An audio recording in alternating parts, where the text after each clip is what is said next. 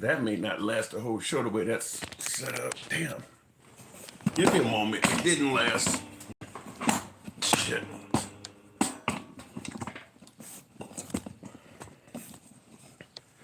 All right. There we go. All right. Okay. When you're dealing with multiple cameras, sometimes the equipment, some cameras don't stay up, or some of the tripods. I was dealing with a tripod that fell down there for a minute. Okay, so we're gonna start in 3, 2, 1. What up, folks? Once again, it is indeed your boy Tim, the handsome liberal. We're going to be talking about just the sheer amount of news that continues to rain in under Trump. All seemingly beneficial to Trump. Not a lot of bad news has come in for President Trump, or when it does come in, it comes across as if it's irrelevant. The guy has literally the armor of Teflon Don. I don't think that's up for debate at this point. The guy does seem to be untouchable. So I got a host of topics I do want to run by you folks. Real quick in the comments, somebody says, what are your thoughts on Trump releasing a crypto coin? I think it goes against the notion that he does not need money. I don't think he does need money. Let me make it clear. I don't believe that Trump needs money. He's almost 80 years old and he's worth at least $1 billion. So it ain't like he needs money. But I think it goes against the notion that he doesn't want money. This is what folks are suggesting, that because Elon Musk and Trump are ultra wealthy, you can trust them because they don't need money. They can't be bought. I'm going to tell you right off the bat, both of those folks are showing clear signs that they want to make more money despite their worth. Both of them are involved in a host of business deals and have continued engaging in new business deals the whole time. Elon Musk just tried to purchase OpenAI for over $90 billion this weekend. Does that sound like somebody who's not trying to make more money? So, and of course, Trump has merchandising everywhere. So I don't buy into the notion that they got a ton of money and they can't be bought out because they don't need any more money. They both are actively trying to make more money. Anyhow, here are the actual topics we're going to talk about today. First of all, I'm hearing folks suggest that this is going to be the best 100 days, best opening ever for a president. Now, we're seeing Trump on TV every day.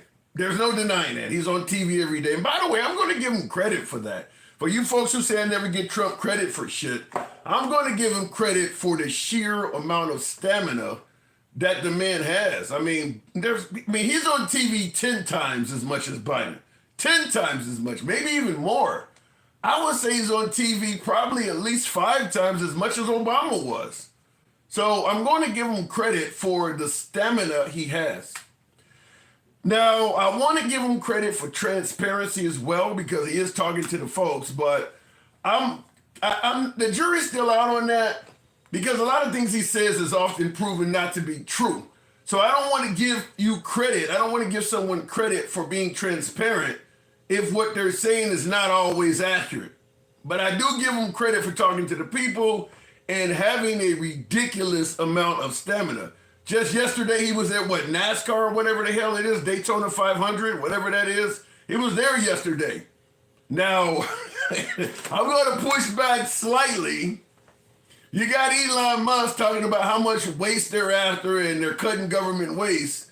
And you got Trump using Air Force One to do laps around the racetrack. That is extra fuel. I know I'm being petty. I'm not going to deny I'm being petty. I'm nitpicking. But how much does it cost to fly that 747 when you don't need to be flying it? How much does that cost? I don't know how much that what do you call it, PR, publicity stuff, whatever you want to call it.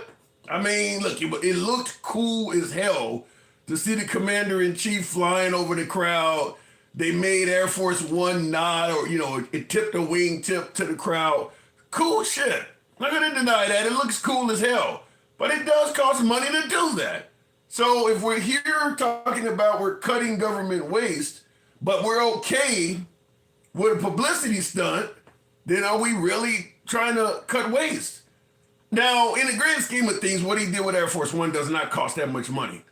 But in terms of the average human being, the extra money he spent flying to Daytona and back is probably well over a year's pay for the average American, easily.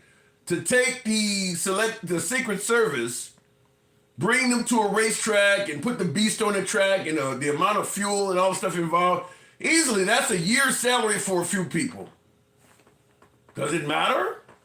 Are we really, truly going to trim the fat? Does getting rid of waste make a difference? Or is it okay in some cases? So we'll certainly talk about that. But in addition to that, other topics we have is, I want to ask, because folks are saying that Trump has permanently destroyed the Democrat Party. I certainly want to hear your opinion on that. Do you think the Democrats can bounce back as long as Trump is on the scene? Yours truly, I got to say it'll be a hellified challenge, but I want to hear from you folks. But in regards to Trump's first 100 days, people are saying this is the best 100 days we've ever seen out of a president because he has been transparent. Folks like the executive orders he's throwing out. They like what Elon Musk is doing about cutting waste and things like that.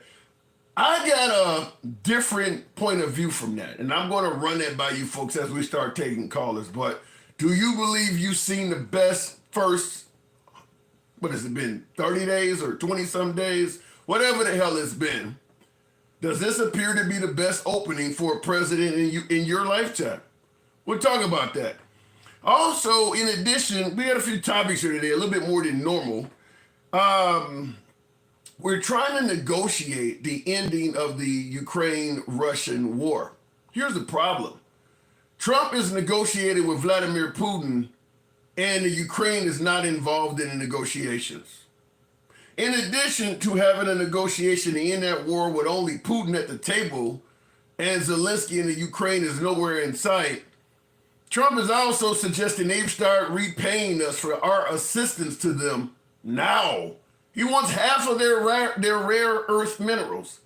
So we're going to negotiate the end of that war, but we're only going to do it with his adversary, and we're going to charge the Ukrainians for the help we've given them.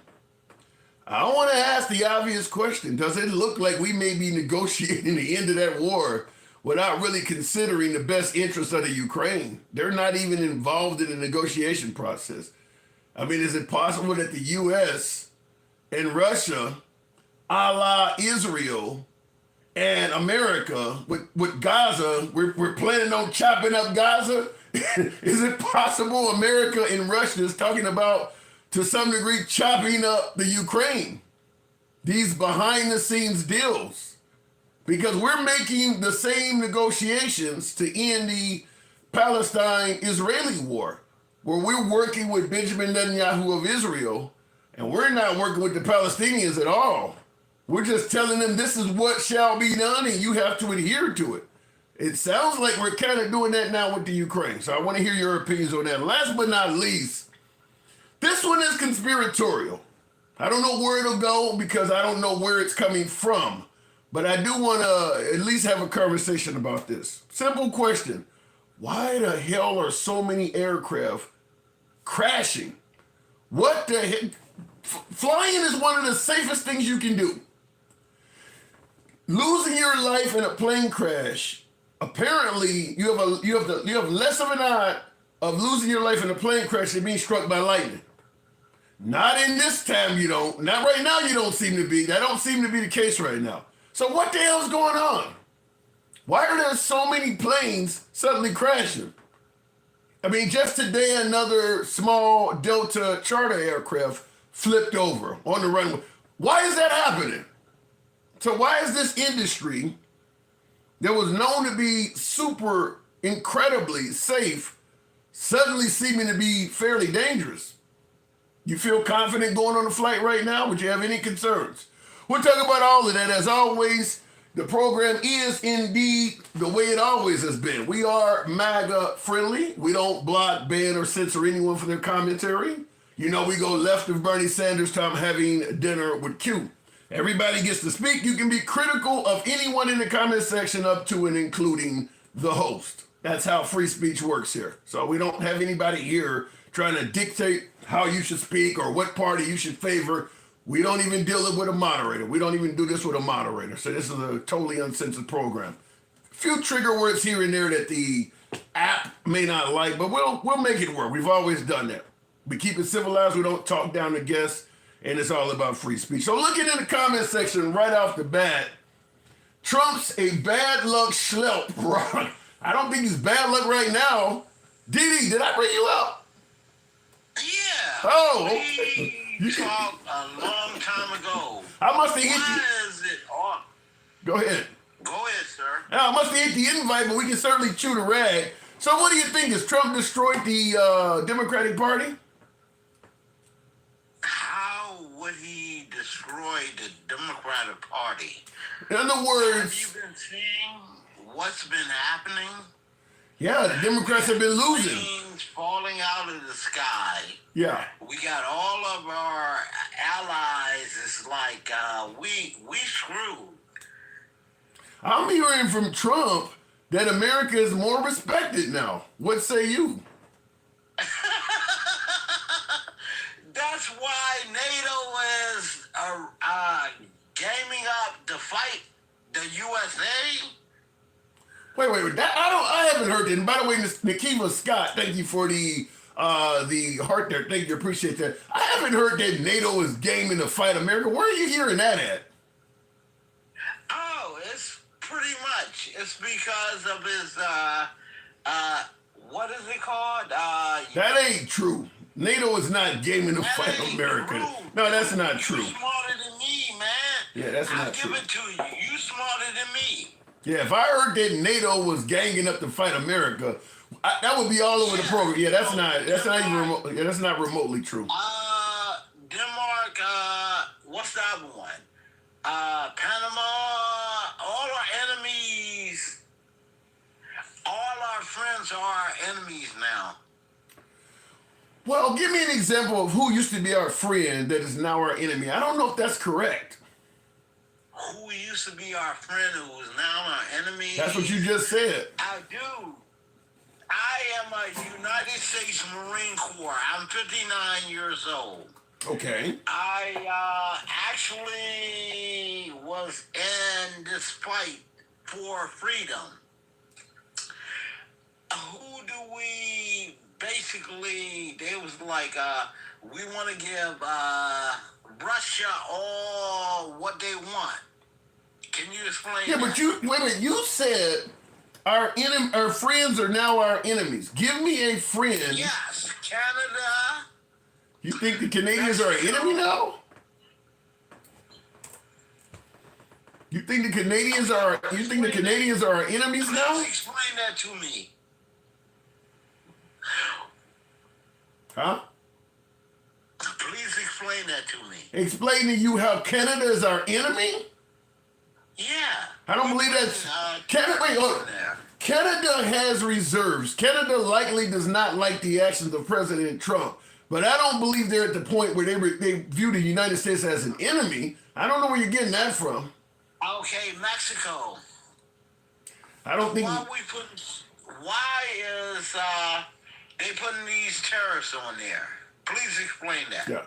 Well, we charge less. Dude, you're smarter than me. I can give you that. You are actually smarter than me. I know. No one's smarter than anybody else here. But I'll tell you this. We charge less for goods coming into this country from Mexico than they charge when we send goods there. Trump sees that as unfair. So that's okay. Right. So that's why he's charging more in tariffs. He wants it to be fair. Okay, so do you know what tariffs mean? That's a tax on goods. A tax of who paid for it? The argument is, yeah. And I'm asking you a question. Who pays for it? The argument is the consumer. Oh no, wait, you're asking me a question and you're not even giving me a moment to answer it. I got you, my brother. How did you get me? You never even allow me to respond. You're answering your own question. I got you. Okay. I'm waiting. Okay. It's a tax on the tax. The argument is the consumer ultimately pays the tariff. how is that good for America? Well, Trump is suggesting it'll only be a short-term pain, and things will balance out, and we'll be better off. May I ask you a question? What do you got? Do you know about financial? Do you know how finances work, sir? I'm no genius at it. Give me what you got. I'll see if I can give you my spiel on it. No, you my brother. I'm gonna give you a chance to look it up because you've always been a good friend to me. Thank you. You've been sitting on the fence, but you gotta come out and tell the truth. How am I sitting on the fence? Explain that. How? Hey, simple. Do you remember when he fired all these people from the, what is it, National? It's still going. He's still fired. They're still firing people. No. He fired everybody who controls the national defense of nuclear weapons. That's not true. Was an accident. That's not true. He didn't fire everyone. That's incompetence, sir. He didn't fire everyone. No, only 400 people. Okay, so what's your point? My point is, aren't you supposed to be smarter than that? I know you smart as hell. I'm smart as hell. He made a mistake. How about that? They hired him back. How the hell you make a mistake like that? Come on, brother. They made a mistake. How in the hell you make a mistake like that? Please elaborate. Elaborate this. How in the hell with nuclear, everything that got to do with America, how do you make a mistake like that? Is that incompetence? A little bit. Maybe they fired the wrong people for a slight minute there. Oh my God, man! You're not that dumb, man!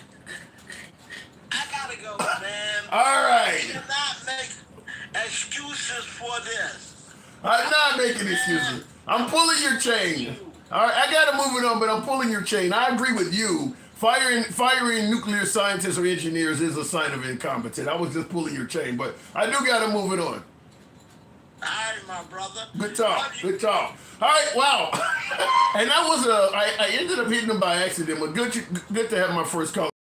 Pushing a little bit of a challenge on me. He was complimentary, but he challenged me. Anyhow, looking in the comments, I want to feel how this guy is feeling right now. You want to feel how my last caller is feeling right now? He was feeling inquisitive. How about that?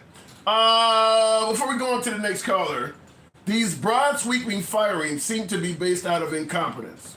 I'm not sure how it can be seen in any other way. Firing like 6,000 people in a week and half is crazy. Well, as I stated, I was pulling the chain on my last caller. I do question how you can do a proper analysis on the value of so many employees in such a short period of time. Because we are to believe that everybody that is being terminated is government waste. We don't need them. They are essentially excess that America does not need. And yeah, it does leave an interesting taste in my mouth because I'm just thinking like, how could you make that analysis so quick? It is a lot of people in a very short period of time. Anyway, I'm going to go back to the box. Tap the screen, get the likes up to about 10,000. Certainly show the program some love. Let your thumbs not be lazy. Continuing on with Max Powers to the max. Good evening. Welcome to the program. What happened to creating jobs for the American people, says Nakiva Scott. It's a good question. It's a real good question. I don't think he's creating jobs, he's getting rid of jobs. Max Power, good evening. Hey, brother, how you doing? Can you hear me perfectly fine? Perfectly fine. So what do you think? Okay, they're suggesting that we're in the middle of one of the best openings for president ever. What say you? I actually agree. Compared to what we had for the past 4 years, it feels quite good not having a corpse in the office. So, yeah, but he has done a lot. He has done so girls can't even keep up with them. They don't know what to complain about now. They're complaining about people, I guarantee majority of those people who are getting fired probably was hired within the last 4 years. Does that make them? Does that mean that they're not needed though? I mean, if they hired them within the last 4 years, is it possible that when they were hired, they were actually needed? Let's see. If you looked at the private sector, it seems like on the private sector, we've been in a recession probably for like the last 2 years, but I'm sorry, on the public sector, no, the private sector, yeah, we've been in a recession. That's not what the financial analysts say. But you said the financial analysts? I mean, I'm talking about the Neil Cavutos and Charles Paynes of Fox News. When you turn on the cable news networks, I haven't seen anyone suggest that over the last couple of years we were in a recession. I heard suggestions that we might be headed to one that never materialized, but I haven't heard any confirmation that we entered a recession. It was actually talks about this 2 years ago, and the Biden administration just changed the word of the recession. But I just mentioned Charles Payne and Neil Cavuto of Fox News. They are hardly part of the Biden administration. I mean, I don't know any financial analysts that confirm we've been in a recession over the last 2 years. I haven't heard anybody say that. Well, I swear, I'm telling you now, I might be wrong. If I'm wrong, you know what? I can't be corrected. But I swear to you, brother, when I say 2 years ago, I'm literally watching this on Fox News, CNN, and all that. They were talking about the United States is going through economic downtime, and they literally, they was just like, no. And I'm like, well, we haven't increased our GDP. Our GDP was like, didn't we have a decline in our GDP? Yeah, we had some financial struggles. If you had financial struggles more than is it more than 2 consecutive quarters you have financial struggles? That is the definition of a recession. I can't speak on that specifically because a lot of that is over my educational level, but I'm fairly certain that we never officially entered a recession. That did not happen. Well, I say, you know what? Maybe you might be right. Maybe I might be right.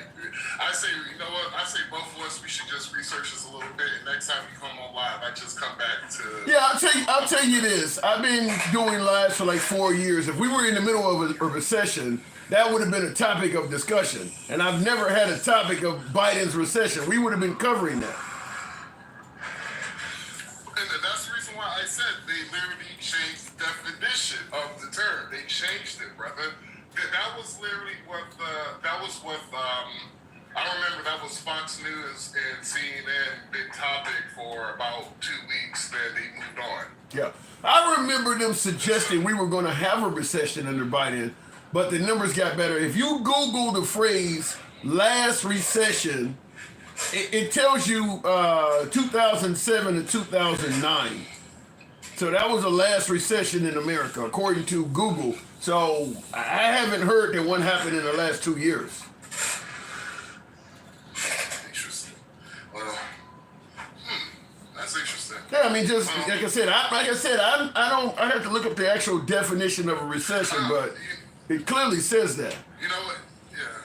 Well, don't quote me on that. Remember that it was 2 years ago, and I had a little bit too much fun in college, so my memory ain't the best. All right, that's fair. So, hey, if I'm wrong, I'm willing to come up here to the altar, like, no, guys, I was wrong. Forgive me. But, man, Trump is doing so much, man, that, like, it's just crazy for me, man. It's that I'm a truck driver. I don't know about you, what type of life work you do, but we could suffer through a layoff. We could get fired for messing up at work. So if they have said at least $7 trillion of the deficit that we have could be considered fraud, corruption, and abuse, Let me ask, and I'm not going to disagree with that. Let me ask you this though. Biden, the Biden administration was constantly telling folks that the economy was doing well, even though people knew what the price of groceries was, what the price of fuel was. So nobody was actually feeling how great the Biden administration was saying things were doing. Now, right now, Trump is saying that things are doing really good. You're even saying it yourself. What are you feeling specifically? What, like, let's say, for instance, you did not know Trump had taken over the White House. Just looking at your life, has things improved in your life so much that you would know something must have happened in regards to the leadership in America? What has improved in your life? Within the last, you talking about within the last 3 weeks? Well, you said he's doing so much. So what have you seen personally? You know, like I'm talking about all the executive orders he has signed. Now we're starting to uptick when it comes to deportations, which I like. I like how he shut down USAID, which I do feel that was part of the corruption of the deep state. Now, you know what? Just hear me out on this. I don't have proof that USAID has been part of this deep state and has been part of corruption. What I can say, ever since USAID has started, United States have every country in the United States had the USAID. We have overthrown 80 countries since the creation of it. Mm-hmm. So. Okay, here's the reason why I asked you that is because most of the things you're giving Trump credit for doing are things that him and Elon Musk are telling you they're doing, just like Biden telling you the economy is good. What if they're lying? I mean, how do you know that what Trump and Elon Musk are saying is actually true? Well, I'm looking at the judges filing petitions against Donald Trump to basically saying it's not the presidential's authority to fire people. Then the courts has the federal judge decided, you know what, it is the power of Donald Trump to fire federal workers. Yeah, there's no denying he's firing people, but they say we just saved $100 billion, or we just found out they were sending condoms to Africa. How do you know that is true? There's no judge suing them. They're releasing. It's not like it's the Biden administration. They ain't just telling you shit and you don't see nothing. You got the Doge official. You got the Doge. What is it? The Doge official on their page on X. They got a page on Instagram. Yeah, but that's coming from Trump. Wait. Secretary. Yeah, but all of that's coming from Trump in the Elon Musk administration. All of that stuff you're talking about. The press secretary also. She also shows receipts. She actually talks about what the Department of Doge is doing damn near every single day. Yeah, but all of that's still coming from the same. That would be just like Janine St. Pierre or whatever her name was for Biden telling you what they're doing. You don't just. I mean, what are you seeing? They're showing receipts. They're showing receipts. You seeing receipts that the condoms were actually being sent? No, they actually showing the receipts now with the whole $50 million for condoms to Gaza. Where have you seen the receipts? Where have you seen this?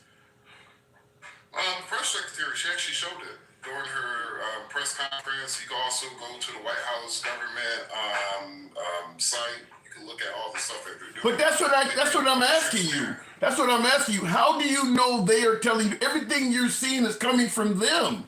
How do you know they're telling you the truth? She's not going to say anything different than Trump because Trump is kind of telling her what to say. So how do you? Because that's just like you're quoting Trump's press secretary.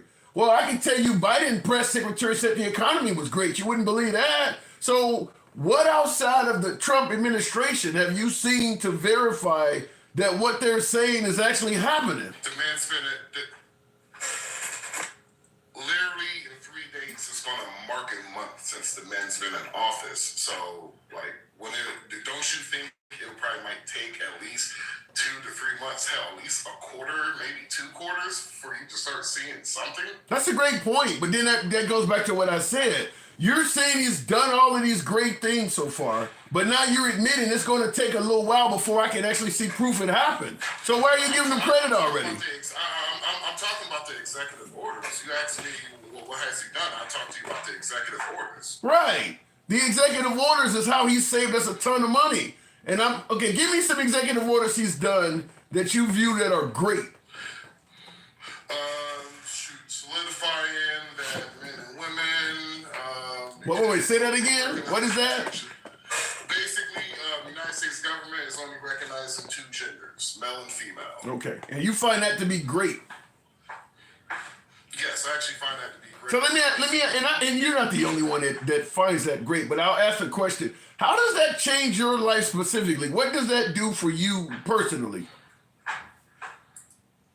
Well, what does it do for me personally? Well, I don't. Well, as a Christian man, I don't believe in the degeneracy that the Black community has fallen under. 2, name me one time outside the modern time where homosexuality has been part of the Black community. Wait, what? Exactly. Repeat. Wait. I didn't hear the question. Repeat that. Name exactly one time in one moment in history that homosexuality, all this sassiness that is doing now to the Black community, name me one time in history that it has been acceptable. I mean, some would argue that Flip Wilson was gay back in the 60s and 70s. I don't get the question. And some will argue J. Edgar Hoover was Black. Right. So I'm trying to figure out.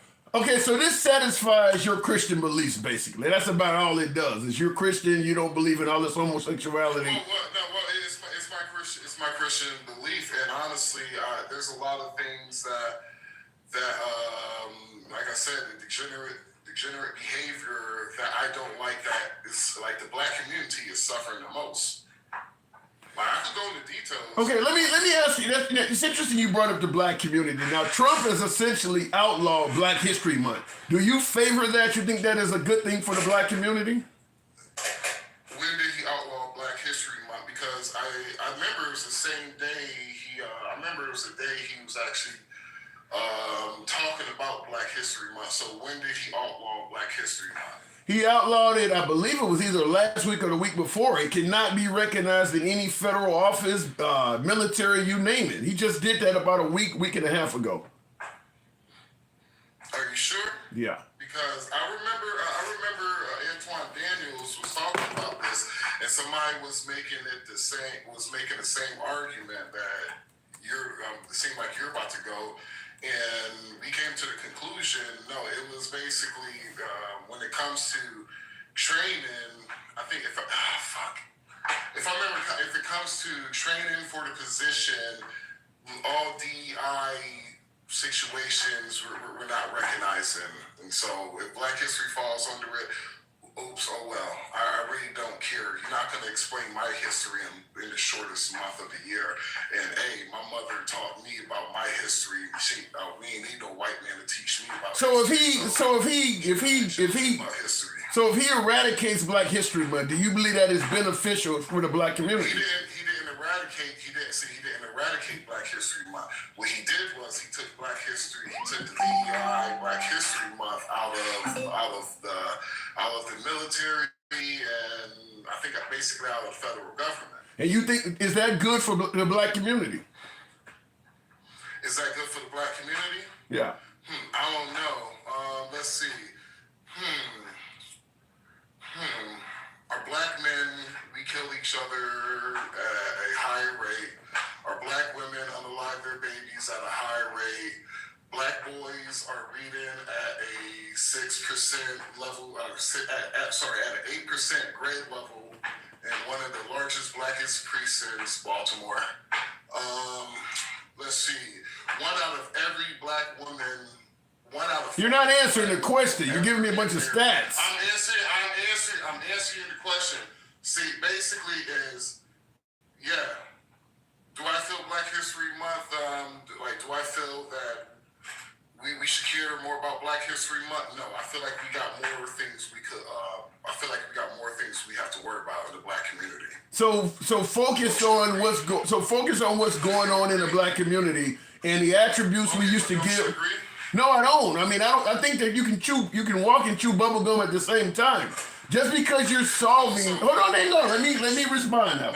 Let me respond now. Just because you are trying to solve black on black crime or you're taking a pro-life stance in the Black community, that doesn't mean you have to overlook all of the accomplishments and achievements of the Black community, which is what Black History Month is about, is paying attention to Black history that used to receive credit. So because there's a bunch of crime in the Black community, we're going to stop talking about Black history. That's kind of what it sounds like you're saying. I don't know. What I'm saying is, I don't really care that much talking about Black history. What's the point of having Black history when you don't have no people to celebrate Black history? Well, maybe if you're in a community where there is a lot of strife and hopelessness, telling folks that, listen, there are a lot of folks that came from this same community that accomplished all this may give them people hope.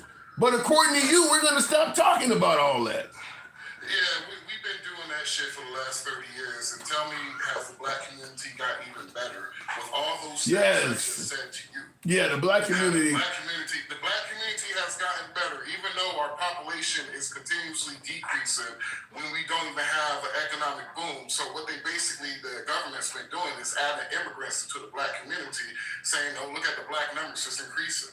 Okay, I'll start out by, even though there's a lot of crime in the Black community, there's no denying that. When you ask the question, has the Black community gotten any better?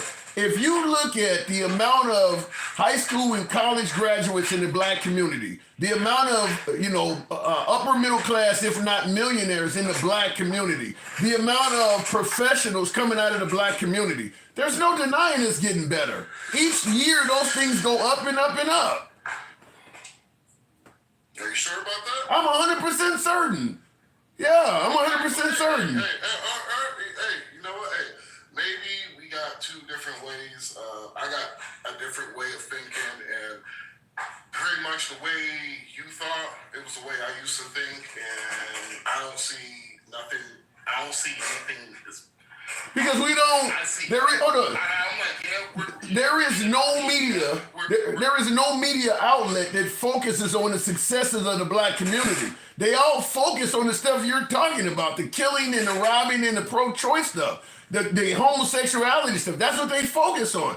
You're right. You're not going to hear or see all this other stuff. You don't see many newscasts covering you don't see many newscasts covering Black valedictorians and things like that. They're covering the negative stuff, the stuff you're talking about. I have seen, actually have seen Fox News and CBS when they was talking about the abortion rate, and sorry, it's my bad, the baby unaliving rate. And the anchor's face was shocked when they read the numbers, and it was just like, well, 56% of Black women get they unalive their babies. What percentage of white women they give you? 6%. 6% of white women. That is flat. So 54% of Black women engage in pregnancy terminations, but only 6% of white women. I don't even know the actual numbers, and I can tell you that ain't true. I can tell you right off the bat, that ain't true. There would be white kids every day. That was happening. That is not true. And here's the funny thing about it is that I did the same shit. I did the same shit, and I laughed. I was like, what a bunch of clowns. And I started doing my own research, and I was just like, damn. Yeah. I gotta move it on, but to get things clear, you're totally okay with the reduction in observing Black History Month. You don't see that as a problem at all. Well, I see what Black folks should do is get back to parenting their children and teaching the children how to, teach them more about their own history, since. But not in schools. It shouldn't be in schools. So So no, I'm not saying they shouldn't be in school. Then you're not answering the question. Well, I'm trying to answer the question. Go ahead. Like I said, you know, I believe the parents need to get back to parenting. Teach the kids more about their history. Don't expect the white man to teach the history for you. Okay. So in regards to my question, you're okay with the reduction of Black History Month in schools? Your answer is? I am okay with that if that's even true, because I know it's not true, but we'll see. All right, fair enough. Appreciate you coming on, man. Come on back to anytime. Is this our first time talking? You said what, sir? Is this our first time talking? Yeah, it's crazy because I saw you off of I was on YouTube and I was just like, who's this brother? And he was talking to some dude the other day. I was just like, oh my God. And I was They're saying that now when I'm talking to you, but go ahead. No. At least I could bring you my receipts and you show me your receipts, and I guarantee you when you bring your receipts with my receipts, you'd be like, damn, well, he was right. I don't know. I think we may be shopping at different stores. I gotta move it on though. Appreciate it. Come on back to anytime. My door's always open, man. All right, and no CBS. All right. And real quick, in regards to what he was saying, now, I haven't heard this, but this is Trump's press secretary. This is a 28-second video. I'll go to the box right after this. Tap the screen, get the likes up to about 20,000, THOU. We can certainly make that happen if you let your thumbs not be lazy. Tap the screen, smash that like button for my YouTube viewers as well. Smash that like button. If you enjoy this dialogue, civilized dialogue from all sides of the aisle, we don't block, ban, or censor. I don't know what I do with my beloved MAGA hat, but we are MAGA friendly. Understand that. So tap the screen, get the likes up, smash that like button. This is Trump's press secretary. As we're dealing with anti-DEI, anti-woke efforts, we understand this administration could, speaking about celebrating Black History Month, have you got any word on that, anything that you can offer to us? As far as I know, this White House certainly still intends to celebrate, and we will continue to celebrate American history and the contributions that all Americans, regardless of race, religion, or creed, have made to our great country, and America is back. I like it. That's a beautiful way to dodge a whole fucking question. You know what she basically did is she yelled all lives matter at a Black Lives Matter rally. I mean, that's a beautiful way to dodge. She was asked specifically about Black History Month, and she said all American history. So take it as you may, but that was a beautiful dodge. Like I said, she essentially yelled all lives matter. How do you call in, by the way? Slayin saying we're on TikTok and Instagram Live. So for my YouTube viewers, if you want to come up, you can certainly speak your piece. You don't have to worry about the host trying to limit your time or dictate how you should think. It's all about free speech here. You can be critical of me, of anybody else. That's how we do it. If you got Instagram or if you have TikTok, the Handsome Liberal is where you'll find us. We are live on all platforms right now. Going back to the box, I need to wash my last caller down with a little bit of Den Cow. Good evening, Den Cow. Welcome to the program. Den Cow, I'm assuming you may have heard some things you didn't agree with. Good evening. The reverse would have been, I didn't hear anything that I agree with.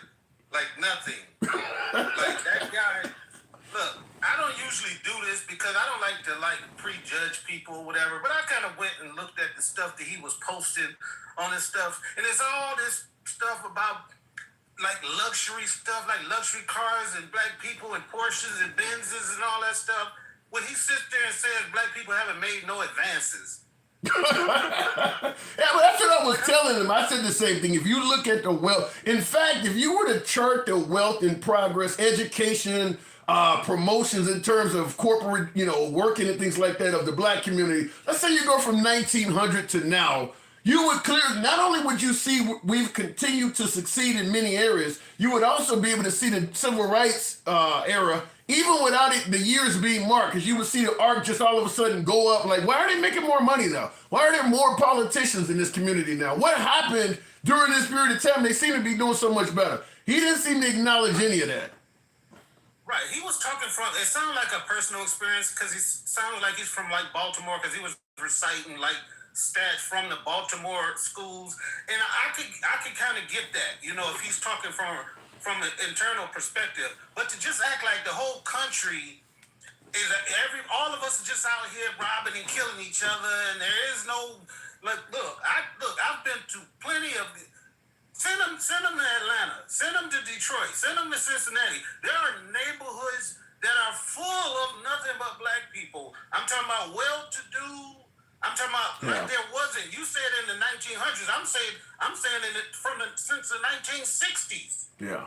Yeah. Well, like I told him though, the media don't cover that shit. They cover the crack epidemic. They'll go in somebody's house while they're making crack or talk about drive-bys. They don't cover that stuff. This is what I've often said when Trump talks about the mainstream media and how they do Republicans. I'm like, they did it to black people first. By far, they painted us horrible first. Okay, so now they paint the Republicans a little bad, but they did it to black people first. Right. Look. People like that, man. They get out here, man, and they spit their venom, and they talk about he used to be the same as you, but now he's he used to. Basically, he's saying he used to be stupid, but now he's real smart, and you left behind because you don't understand nothing about what's going on. And I can't understand it, man. I can't understand anybody saying that that we should just push aside all black history because we got more important problems to worry about. Like representation is the biggest motivator ever of any culture. When you see people in your culture doing better, it makes you want to do better. It makes kids be able to say, hey, I can actually be the president of the United States because I seen Barack Obama do it. I can actually be the vice president. I can be on the Supreme Court. Those are dreams that black people never even had before this stuff happened. You know, I brought this up on the show before, and any of you folks can find this on YouTube. It's called the doll test. The DOLLTEST. It's an experiment where they put what looks like a black Barbie doll, a Hispanic Barbie doll, and a white Barbie doll. And they put it in front of a bunch of 5-year-olds. One white 5-year-old, one black 5-year-old, and one Hispanic 5-year-old. And they start asking them positive attributes and negative attributes about the dolls. Which one do you think is the bad doll? Which one do you think? And all of them are picking out the white doll with all the positive attributes. Even the black kid is picking out the dark doll and saying it's the ugly one, it's the bad one. And I think it's it's exactly based on what you're talking about. If you don't see any positive aspects of your community and you're only seeing positive aspects of this community, you're going to think more positively of that community. Like when we were kids, all of the superheroes, all that shit was white. So I do believe that is what can cause that. Right. I mean, without that representation, that's the whole reason why they changed the image of Jesus Christ to a blonde-haired, blue-eyed guy. Well, that was Black MAGA. That was Black MAGA, though. Yeah, I'm saying you can look at pictures of the Pope and world leaders around the world, and in the Vatican they pray to a black Jesus and Mary. You can look, it's simple, but they have utilized that to control a whole group of people and empower them and then to break us down. So they think we don't know that propaganda actually works while they actually using the same propaganda to try to... Well, propaganda can be very effective. And hang on one second. Troy Scott in the comments says, are all the callers black dudes? Troy, if you're on TikTok or if you're on Instagram, I'll bring you up next. I don't care what color you are. I'll bring you up next and you plenty of time to state your point. I bring up folks as they come by. But so then, Cal, the removal of Black History Month, why do you think there are so many folks on the right that may see this as harmful to children if discussed in schools or something like that? White fragility? Explain. They don't want their children to internalize all of the hateful things that they did. And so they would rather just not talk about it instead of facing it, dealing with it, and then moving past it. You can't beat me down every time I see you for a year, and then once I go to the gym and puff up and get ready to box, you say, just forget about all of it. Look, let's just be friends now. Let's act like that didn't happen, and we can just move forward. Yeah. Being friends, like that's not how it works. If you never deal with with the reason why you beat me down all the times, we can't never get to that point. And we spent all of our history in America about tragedy saying what? Never forget. Never forget this. Never forget that. Don't tread on me. You can't forget about the Holocaust. You can't forget about this. But this particular, the worst instant of like damage to human beings, they just won't forget about it. Yeah. I can't understand why another human being, let alone, look, that would be like us telling the Jews, don't, you know what I'm saying? Don't be thinking that the Nazis did you wrong. You know what I'm saying? Just let it go. No, you can't. Well, you it can't seems do like it. Elon Musk is trying to do something similar to that in regards to that video he had with the far-right group in Germany. He was telling them that. But let me ask you this, because this is an interesting point, and this is something you hear commonly. In the comments, Fancy Prancy says, if whites do it, it's racist. But it's okay for blacks to have Black History Month. Where's the equality in that? Floor is yours. Well, if we got 12 months in a year, I already know where you're going. and the whole entire history of this country has been always favoring one race. We could talk about anything. We could talk about economically, education. We could talk about historically. Everything has always been one way. And then the people that have been beaten down and discriminated against finally get to a level where they can say, okay, look, we do have a vital part in this country. We did participate in the growth of this country.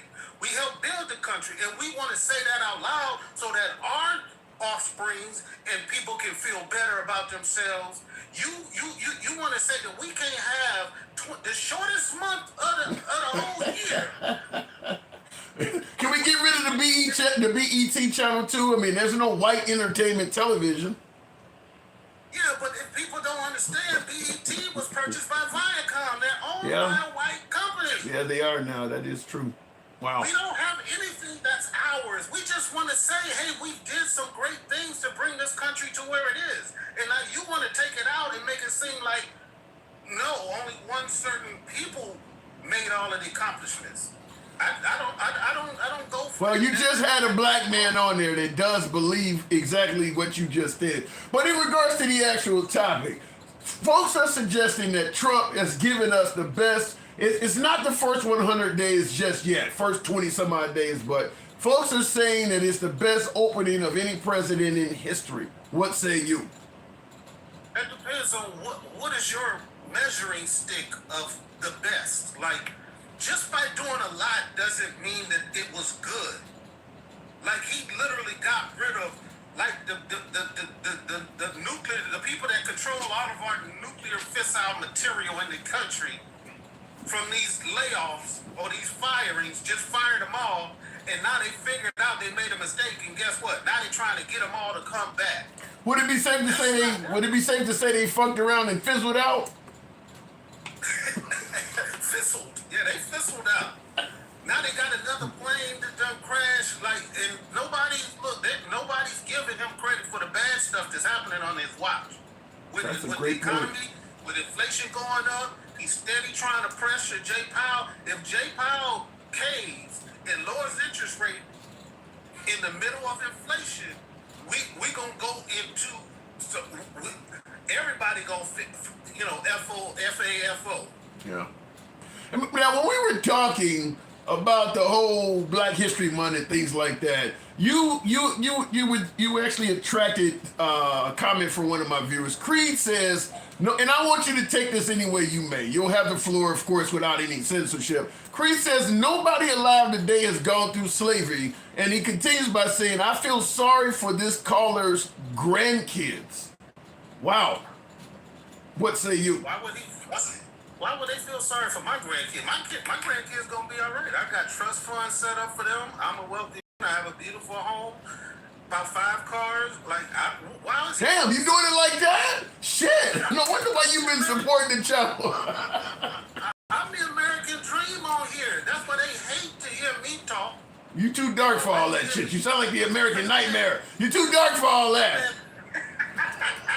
I'm the antithesis of what they're saying, and they can't understand it because they think I should be on the other side.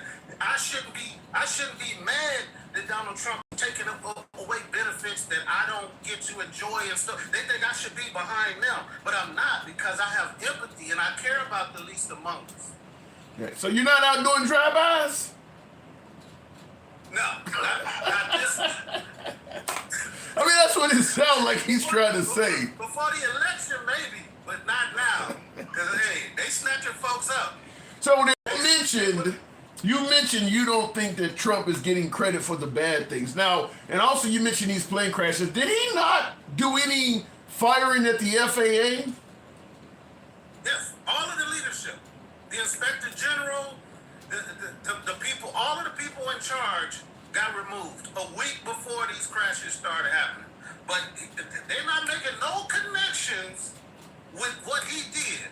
But the fact is, we hadn't had an in-air collision in this country in 15 years. And DEI been around for a long time. Yeah. And the crazy thing is because him and Elon fires people so fast, if there is some type of loss in manpower that's causing these crashes, the remaining people at the FAA would probably be scared to speak up because they don't want to get fired. I have a buddy of mine that's an air traffic controller, and I couldn't even have a conversation with him. He wanted to hurry up and get off the phone with me. Yeah. You know, I started asking him questions, and he said, you know, he was real short with me. And you know, we served together in the military for years. You know, and I just asked him a question like what's the feeling amongst the air traffic controllers? And he was scared to have a dialogue with me, and I don't know if he thought maybe I was a part of the people trying. Sound like he was giving you that old Eazy-E quote, knowing nothing in life but to be legit. But don't quote me, boy, because I ain't said shit. That's what it sounded like he was doing. You don't want to be on the record. Yeah, I had a couple of words for him, but I kind of get it because that's his livelihood and everything. But that's a shame that this is affecting all of these hundreds of thousands, if not millions, of government workers who are just indiscriminately getting fired. Yeah. And the MAGA is cool with it. This needed to happen. But what I want to ask those MAGA people is, when are we, the American people, start getting some of that money that they saving? Because they keep talking about they finding billions and billions of dollars.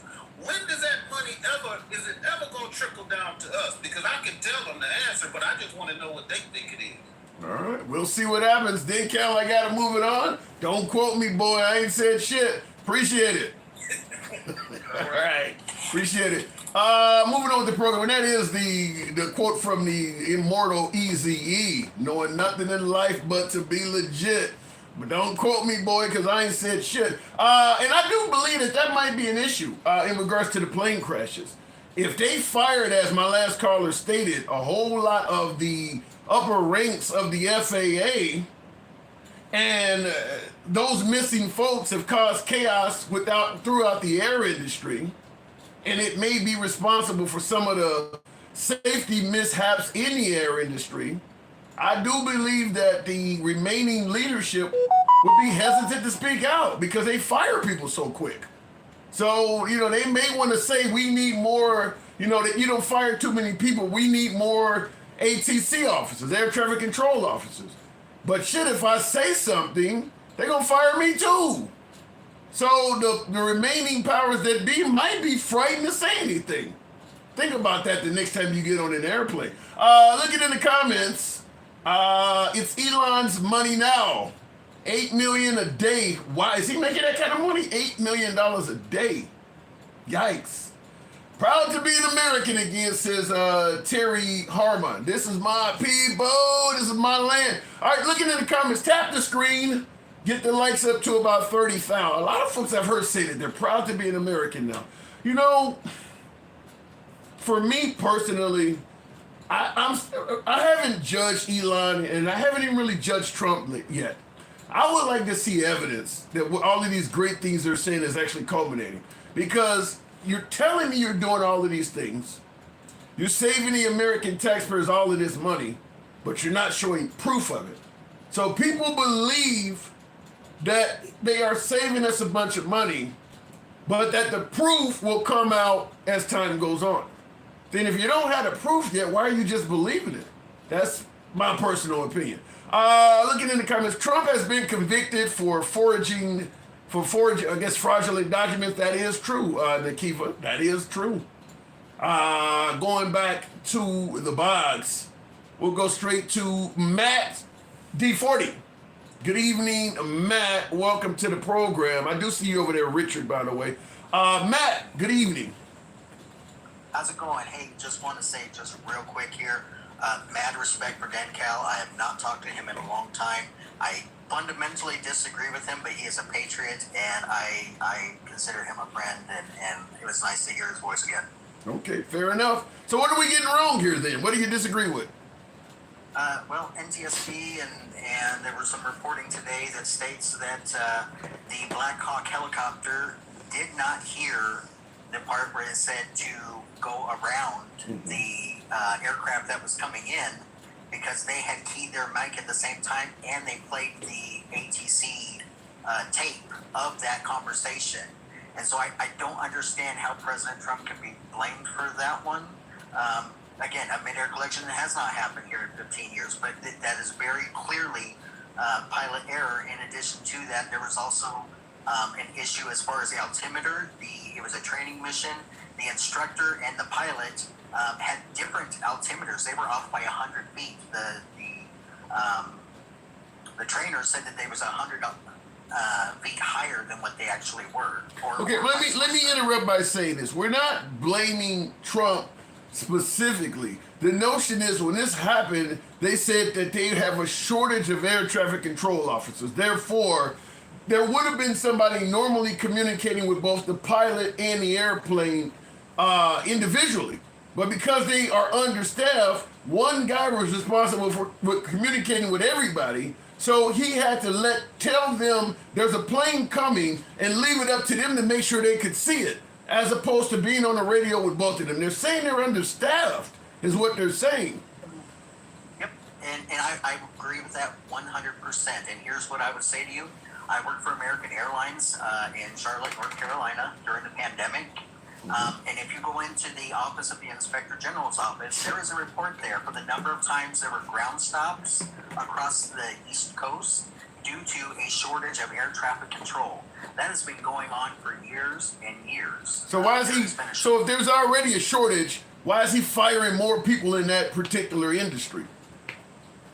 Well, so and you can correct me if I'm wrong on this one. I have not seen that the controllers are being terminated, that there are people within the FAA that are actually being terminated, but the controllers themselves go through 7 years for that certification.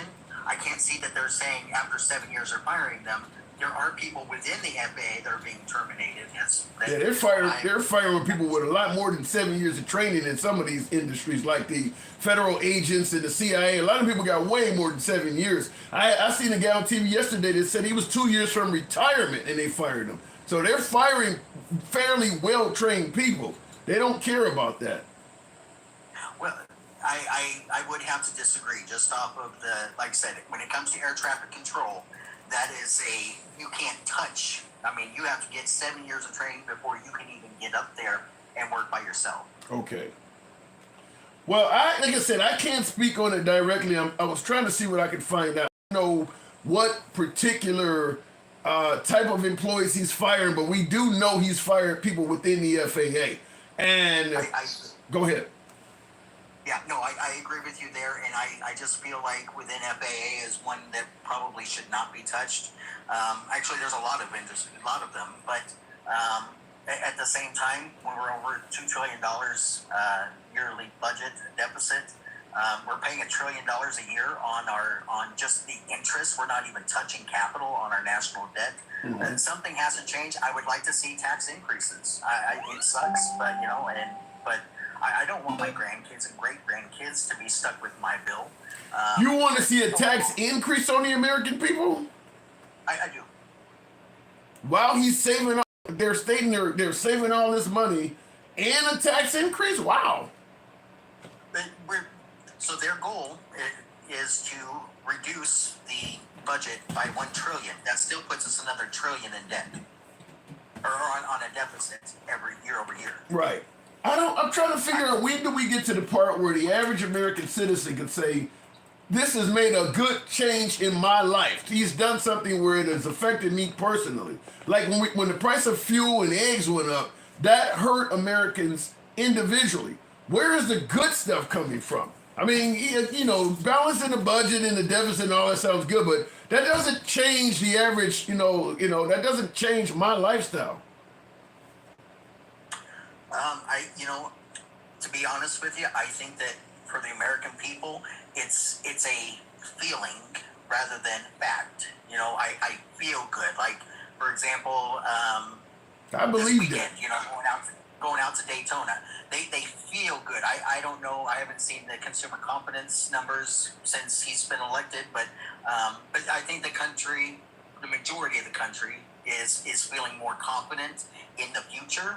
But I wouldn't say that necessarily there's been any results where we can point to outside of some ice. You know what this sounds like to me? When a person says, I'm going through so much, I'm going to drink my problems away tonight. You feel good, but the problems are still there. You might be high right now. You're just drunk, dude. But everything you were worried about before you started this first drink, all of that shit still exists. You just drunk right now. And when you say they feel good, I think that's what we're in. We're in some kind of euphoria. But what's going on is still going on. Right. Yeah, that's a really great way to say it right now. And honestly, time will tell. To say any other president within their first 45 days, 30 days, and say, oh, aha, they're the magic, now that we figured it out. Yep, there were a lot of promises made. We'll see what actually happens. Regardless of whoever the president is, I always pull for him, because if the president does well, we do well. And I don't want to see anyone fail. That's a good point. Now, I got a quick clip I want to play.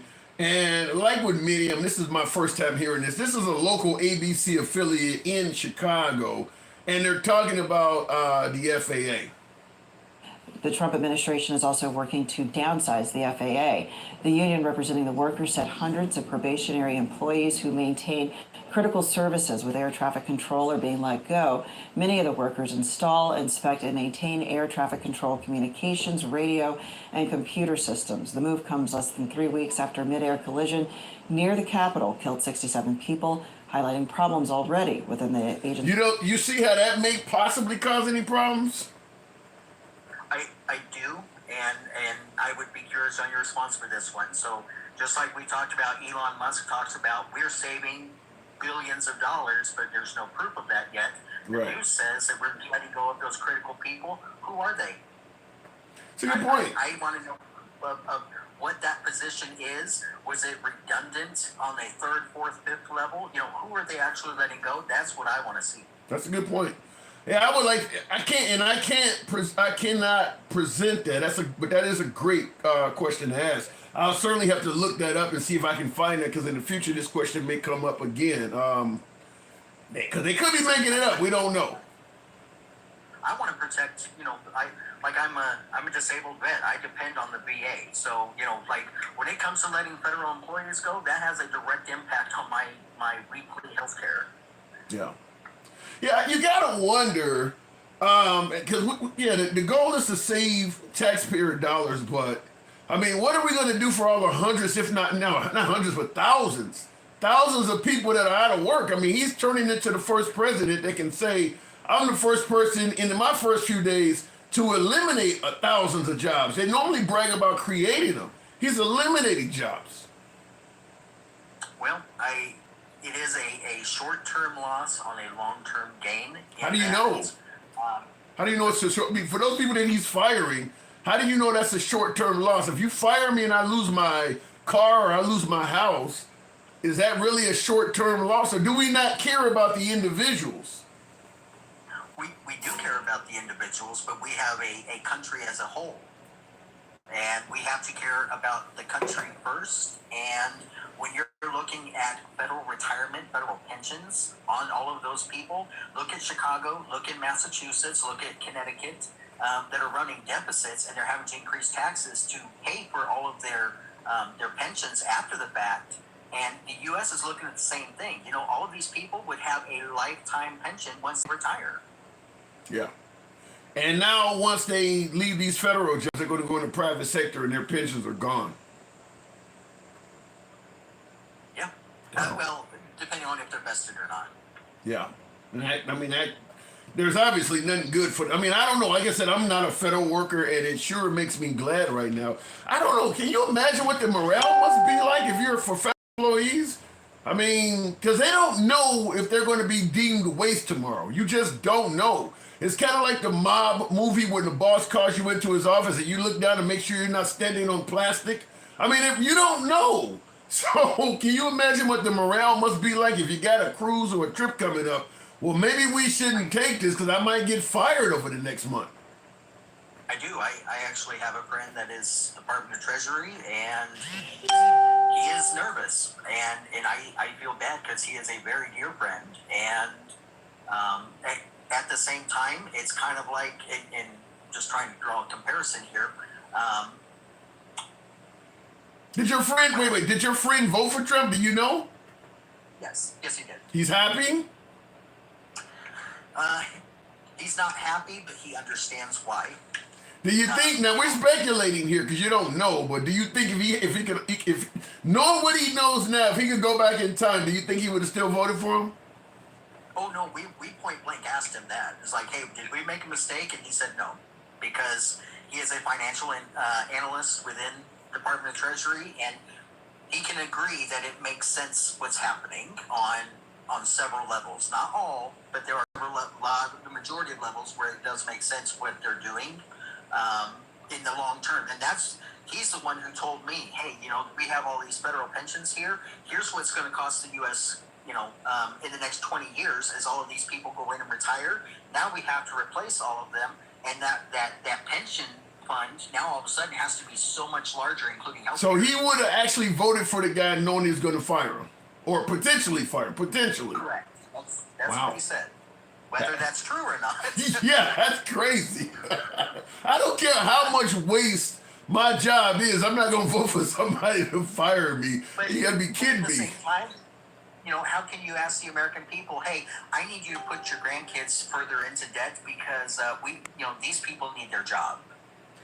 I don't think they have a problem doing it. I don't think they have a problem doing that shit in Washington. Now I'm brought up, and I'm being petty when I say this, but Trump did a lap around Daytona yesterday in Air Force One.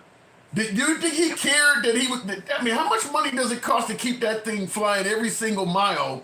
All the Secret Service that came there and to put the beast on the track. Do you think he cared that's enough money for somebody's entire career they threw away yesterday? He don't care, so why should the low guy like me be all concerned about that shit? Because it's our grandkids and our great-grandkids. Yeah, because his grandkids are set. But my poor ass, I gotta take a sacrifice. Come on, you see what I'm saying? He actually put the beast on the track. Secret Service and all of that's a waste of money. None of that is necessary. That is just for show. You gotta assume everything he did at Daytona, probably the Super Bowl too. You're probably talking about close to $1 million in waste for the salaries, the aircraft going out there, all of that. But I gotta focus on my grandkids when he can do that. Can you show any president in history that did not waste money like that? I've never seen somebody talk so much about eliminating waste as him. True. He literally created an organization to get rid of government waste, but he's doing that with the Air Force One. No, I agree. It is absolutely costing a ton of money. At the same time, I believe that it is helping the U.S. economy. Well, not helping the U.S. economy. It is helping America feel more confident and feel better about itself. It's Well, getting them drunk. You know what would help America feel better about themselves? Let the folks that was enjoying their job, even though it was wasteful, keep their job. I would rather go to work and earn a paycheck than see a plane fly over my head. I don't know. I think you might have that one backwards. But that's like saying, hey, everybody, leave all of your lights on because your cat's walking around in the dark. You know, let's just pay for so the cat can. You know what I'm saying? Like you're wasting money. Yep, and say, hey, let's just go ahead and let them keep their jobs, even though it's going to cost all of us. I don't know. Like I said, when you look at how much money he's spending attending these events, that's probably several jobs for at least a few years right there. I mean, if you're only making 40, 50,000 a year or whatever the case may be, the money he's spent, that's probably 10 people's jobs. I mean, just doing those little things, as you say, to make America feel better. Which events is it okay for a president to attend? In a time where you're cutting back waste to the point where people can't even go to work anymore, do you really need to? If it's out of your own pocket, you can go to all of them. But you're going to fire me because I'm waste and then use my money to go to the Super Bowl? How does that look? Right, but if I'm the third or fourth redundant employee, at this point, we don't know who's being fired. The news has simply said, oh, they fired people at the FAA. Okay, well, what are their jobs? What did they do? Are they the third person to do this? Are they on an on-call position? You know, that's what I'm saying. Here's the point I'm making. Here's the point I'm making. Firing Americans should be literally the last thing you do out of desperation. If you're firing Americans, you should not be taking unnecessary vacations and going to, events you don't have to go to. If you don't get all the way down to you got to put Americans out of work, you should be really cutting back yourself at the same time. That's what I'm saying. No, I agree with what you're saying, but it's not unprecedented. Look during COVID when the economy was tanking and Biden's like, oh, I need to go to my beach house in Delaware. And we chastised the hell out of him for doing that. Who did? The right was all over him and Pelosi during COVID for not staying in the house, for going places they shouldn't go. They were all over them. Right, and that's what I'm saying is that it's everybody does it. And both parties. Nobody is without blame here. I thought we were putting Trump in there because he wasn't going to be a typical politician. He was not going to do the typical waste and stuff that the other ones do. He was supposed to be the business guy that's going to be financially effective for the country. Now he's doing it like everybody else. Yeah, no, I agree with you. All right, fair enough. That's a fair point, and yeah, I agree with you. All right. Well, so just wanted to make sure we were on the same page. Matt, first time talking?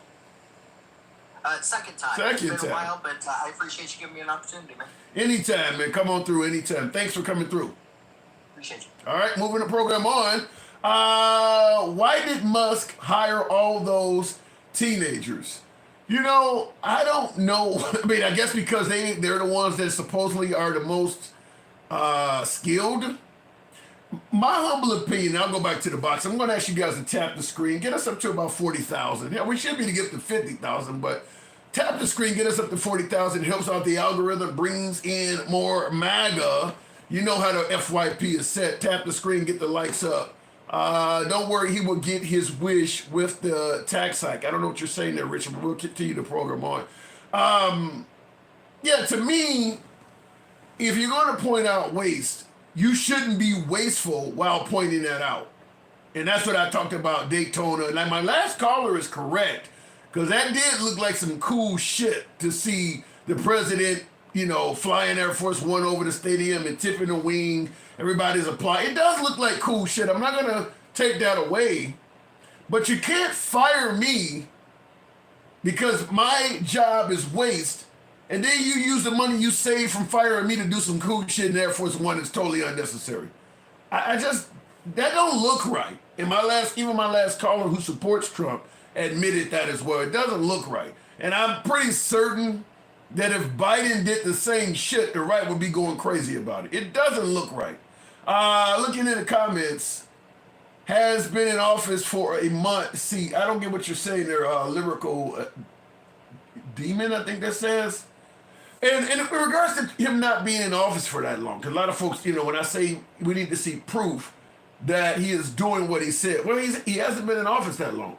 If you're in office long enough to tell us you found $100 million in condoms going somewhere, then you're in office long enough to show us what you found. At this point, if you can tell us you found it, you can show us you found it. How long does it get? Are we going to be saying this 3 months down the line when they only been in office for 3 months? If you can tell us, you can show us. So all I'm saying is this. It's great that he's saving the U.S. taxpayers money, but if you don't see the proof of it, I'm not 100% certain it's actually happening. I'm not going to trash Elon, but I'm also not going to celebrate him. For me, I need to see evidence. I know if you support Trump, you support Elon, if they say they did it, that's good enough for you. I'm not on that train. I need to see evidence of it. Because certainly when it comes to Trump, we know Trump, if any type of numbers coming from Trump are often exaggerated for his benefit. I don't care if you're talking about his height or weight, his income or his wealth, his inauguration or his crowds. We know Trump exaggerates numbers. So if he's saying that we found 100 million in waste, it might only be 30 million. He's going to exaggerate. He's been doing that from day one. And now Elon is on the scene, and a lot of things he said has turned out not to be true. So I need to see evidence. I'm not going to just take their word when they've only been doing it for 4 weeks and we've already found out several things they've said is not true. In addition to, it appears as if they're not just getting rid of waste, that they may be also getting rid of some perceived enemies. They're going after people that were investigating Elon. They're not just doing this random to get rid of waste. Some of these folks are going after Elon. When you start firing folks who are responsible for doing investigations and they were investigating you, that raises some eyebrows. Anyhow, looking in the comments, it's insane to dismantle the Department of Education, says Dakiva. A lot of folks agree, though. That's the problem. A lot of folks favor dismantling the Department of Education. So my guess is if Trump wants to do it, there's not going to be a lot in his way. Tara Turley, 1017, good evening. Welcome to the program. Oh, you mean the flybys? Yeah. So the flyby to the F-16, that was about $3.2 million. Really? Cost that much to do a F-16 flyby? Damn, that's expensive. Continuing on, we'll give the box a moment to reset, I guess. We can't bring up the next guest. They are nothing but your common thieves. Wholesale, says Apocalypse Gaza. Wow. You think that Trump and Elon are nothing more than common thieves? That's, like I said, I need to see evidence. Evidence against them, evidence in favor of them. For me, I take a neutral position. I'm not going to believe everything that is anti-Trump, anti-Elon, and I'm also not just going to accept everything that is in favor of them. I need to see evidence. I don't think there's anything wrong with asking for evidence. And that doesn't mean you hate Elon or you hate Trump when you ask for evidence. Like I said, we know with Trump, he inflates, he exaggerates. So I'm not going to just take a risk on that. We'll go to the next caller. I don't know what's happening there, but we'll go to Richard Cruises. Apparently not. I was trying to bring up a caller on Instagram, but it does not appear as if that's the case. So we'll go on. I don't agree for the Department of Education. I work for a non-profit early education, says Rabbit. Well, a lot of folks do agree with getting rid of the Department of Education. I don't like it for the simple fact that there used to be a time when a child from Mississippi could move to New York and they would hold that child back a grade because the education in Mississippi was not on par with the education in New York. The Department of Education can make sure that there is some consistency in how much a child is educated. If it goes back to states' rights, it's going to go back to stuff like I just stated. Because some states are going to be cash strapped. Maybe the quality of teaching is different. and therefore the education that the child receives may be lesser or greater depending on where the kid is born. It will make a difference. Just like on Earth. Just like on Earth, every country has its own education department or its own education system is what I'm trying to say. And you get a different education depending on where you were born on Earth. Well, if you allow the states to do their own educational systems, that's going to happen in America. I would assume that even in Europe, if you're educated in Italy, it's probably different than if you're in, Romania. It's a different education. You're going to get a different education if we go back to the states level, the states right level. Let me go back to the box. Pretty sure of that. You're going to get a different. I mean, when they're trying to teach things like slavery was beneficial, they're not going to teach that shit in Chicago. So if you go from Mississippi to Chicago, you're bragging about how great it was to be a slave. Shit, your safety may be in danger. Let me go back to the bots. Josh, good evening. Welcome to the program. Appreciate the sub there. I think that says Tim A. Thank you for the sub, and same with the family. Real Estate Trice, thank you as well. And so Billy Gamer, appreciate it. I don't know why the box is problematic here. We'll give it a moment. And see what happens here. We need schools in red states. What do you mean you need school in red states? You got plenty of schools in red states. But you do need to have somebody representing the red states and the blue states sit down and hash out a consistent education. I'm not a fan of states' rights education because, like I said, unless you're going to stay your ass in that same state your entire life, then that's different. Dude was second in the. Okay, I didn't see you, Sir Puff. We'll make it happen though. Once the box resets, and appreciate the sub there, Andy. All right, let's try. I'm having a hard time bringing up guests, and I don't know why. Puff, pass. Good evening. There you go. Good evening, Puff. What's going on? What's up, my friend? Long time no see. Hey, so let me start. I've been taking notes because I got here like second. Oh, shit. All right, give me what you got. So to answer your question about you want proof on, and it's a legitimate question, I want proof on these claims. They say that they're just finding all this money. Mm-hmm. So if you go to the Doge.gov site, you look at the line items they have listed, you can go to usspending.gov and cross-reference it. The problem is, I mean, and I think I did this the other day, and they were talking about the receipts were still pending. But the problem is, if I say I need Elon Musk to provide proof, and he say go to my website, I mean the website is kind of coming from him. So, but I'll take it for now. And we'll see. What I'm telling you is it's a .gov site anyways. Doge is, but even if you don't want to trust it, you can take what's on the Doge.gov site and cross-reference it with usspending.gov that doesn't have anything to do with Trump or Musk. And it verifies everything they're saying. Yeah, you can cross-reference what you want to see. There's still pending receipts on some of the stuff too. Yes, but it's updated daily. Now I'm going to give you Chris Ruth in the comments is saying something that falls in line with an article I just read. Now he says the Doge website isn't even secure. Now I read earlier, now that it's come up, that anyone could push information out on this site. So I read an article that stated this site is not secure and anyone could add information to it. Have you heard about anything like that?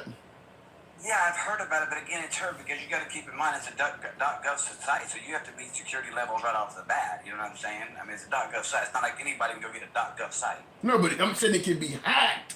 It can be hacked, and somebody can go here and post shit. All the above. Yeah, I mean, obviously they could be hacked. We're talking about the Treasury, and everybody was getting all the information off the Treasury, but nobody talked about December the 20th or so that they literally hacked everybody's and have remote access to every workstation in the Treasury. You know what I'm saying? So they really have the information for crying out. But on my list, I wanted to answer a couple of questions for you that helped you out. When you talked about the firing so many, you realize this Doge thing happened under Bill Clinton. We fired 377,000 federal employees. In 93, Bill Clinton did this same exact thing. I heard, I heard that on, I think it was on Fox or it was a right-wing outlet. I heard somebody else bring it up, and my response is, I remember the Republicans say that Bill Clinton was a terrible president. They didn't like him. So now all of a sudden Trump is doing it and we should like it now? No, I was just saying, no, I'm not trying to compare the two because that's the thing, I'm saying this isn't nothing new. When we talk about firing federal employees, we've already scaled back like this a lot longer after we balanced the budget. I don't agree how we balanced the budget with Clinton, no. I think we robbed from Social Security and did other things to do it. So, but I like Clinton for the most part, and I'm a Republican as a president.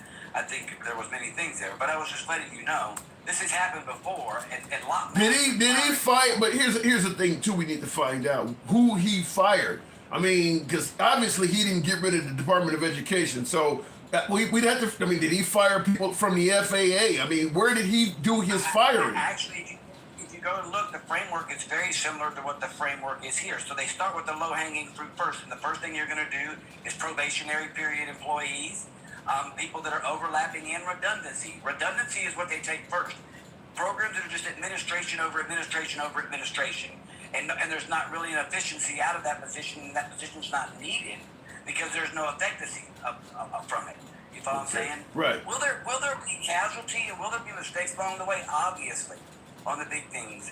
Obviously they will. Also too, here's another one. Did he come in, because I'm under the impression that there are rules before you can fire somebody. Like, yeah, you got to give them a 30-day notice and all of this. I'm under the impression that... Absolutely, he will be challenged on a lot of these to the Supreme Court, and that's fine, because then we'll get... Did Bill Clinton do that? Did Bill Clinton fire him like that? He got challenged too, absolutely. This stuff got challenged, and Congress challenged some of it, and there was pushback against Clinton during this. I mean, it's not to say there wasn't pushback, there certainly was.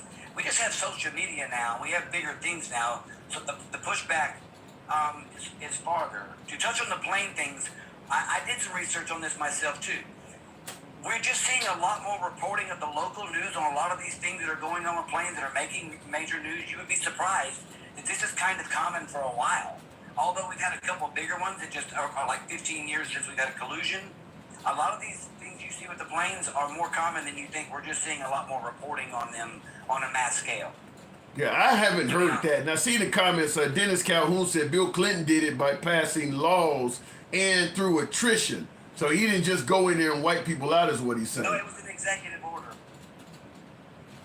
I'll give you the executive order if you'd like me to search it for you. Well, it's going to have to be many executive orders because that's what Trump is doing. We're doing Doge. I think it was called the PRG, but I could be wrong. I could have two of them all wrong. But I think it's called the PRG. That it's literally an executive order that implemented the scaling down of the government and removing of programs, and they did the exact same thing that we're doing now.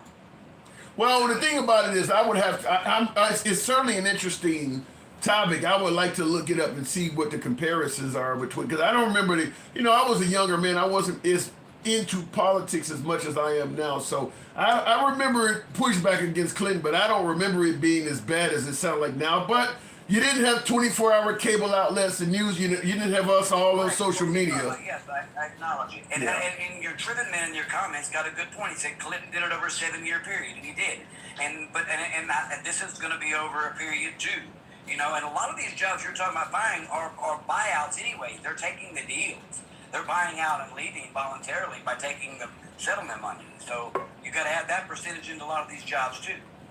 Well, I want to touch on this one thing, but I don't want to get far on it because I'm of a Caucasian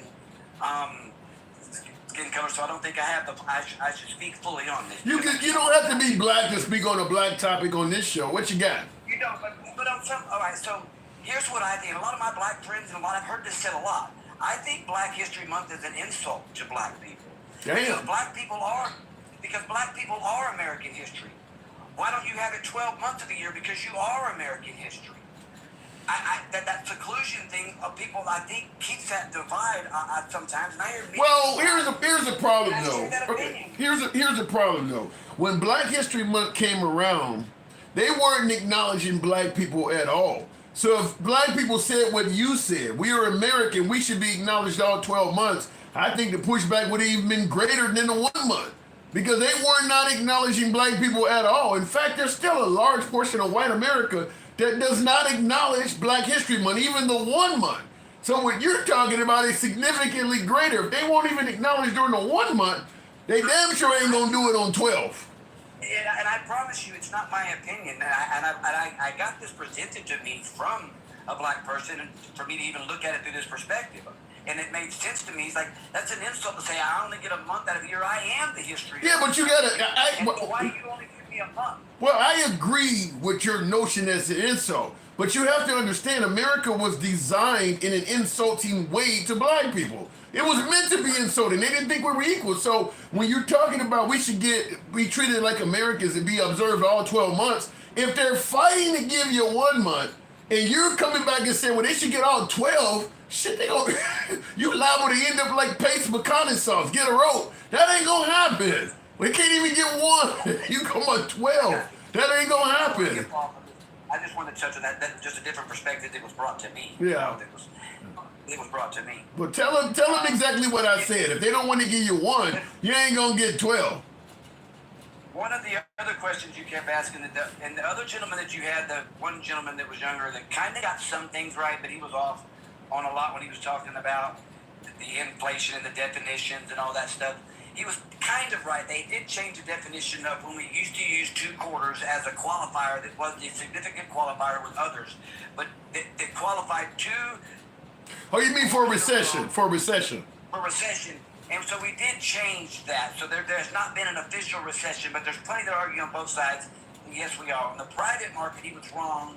There's not a private market recession, but what there is a decline, and there's not much growth in the private market as far as jobs and growth there. Most of the growth in our jobs and the growth has been on the federal side of employees. That's what he was talking about on the private side.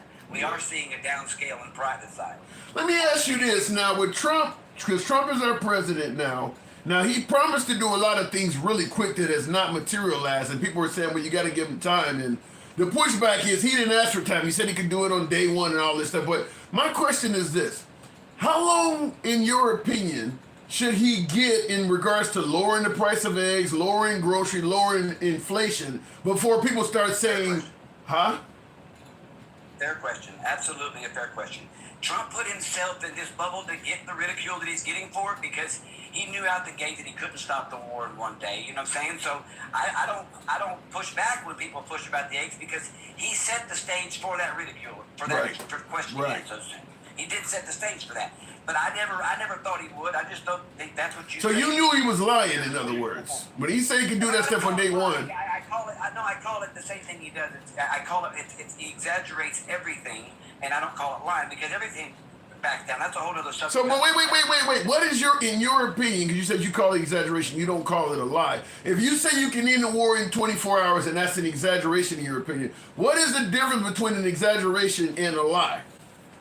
Well, because first that's his opinion, because you can't, he's assuming at best, so you can't have a fact or not fact in an assumption in the first place. So to call it a lie, it means that you knew that you could not do it, had unequivocal evidence you didn't, and you told people you didn't. So it's an opinion at best when it's coming out of his mouth in the first place. I'm telling you I can without saying I think I can, saying I can as a positive. So then, you change that and said, I think I can in 1 day, it means exactly the same thing almost. So then when Biden said he was not going to pardon Hunter Biden, he was exaggerating, he wasn't lying?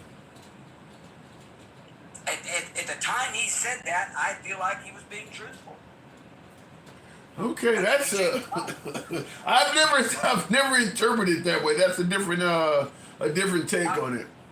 And then the other main question you was asking, you said if everything's going so good and where's all these big things that he's doing? And we can agree it's 3 weeks, you can't expect much, but we can talk about a lot of the things that he has done.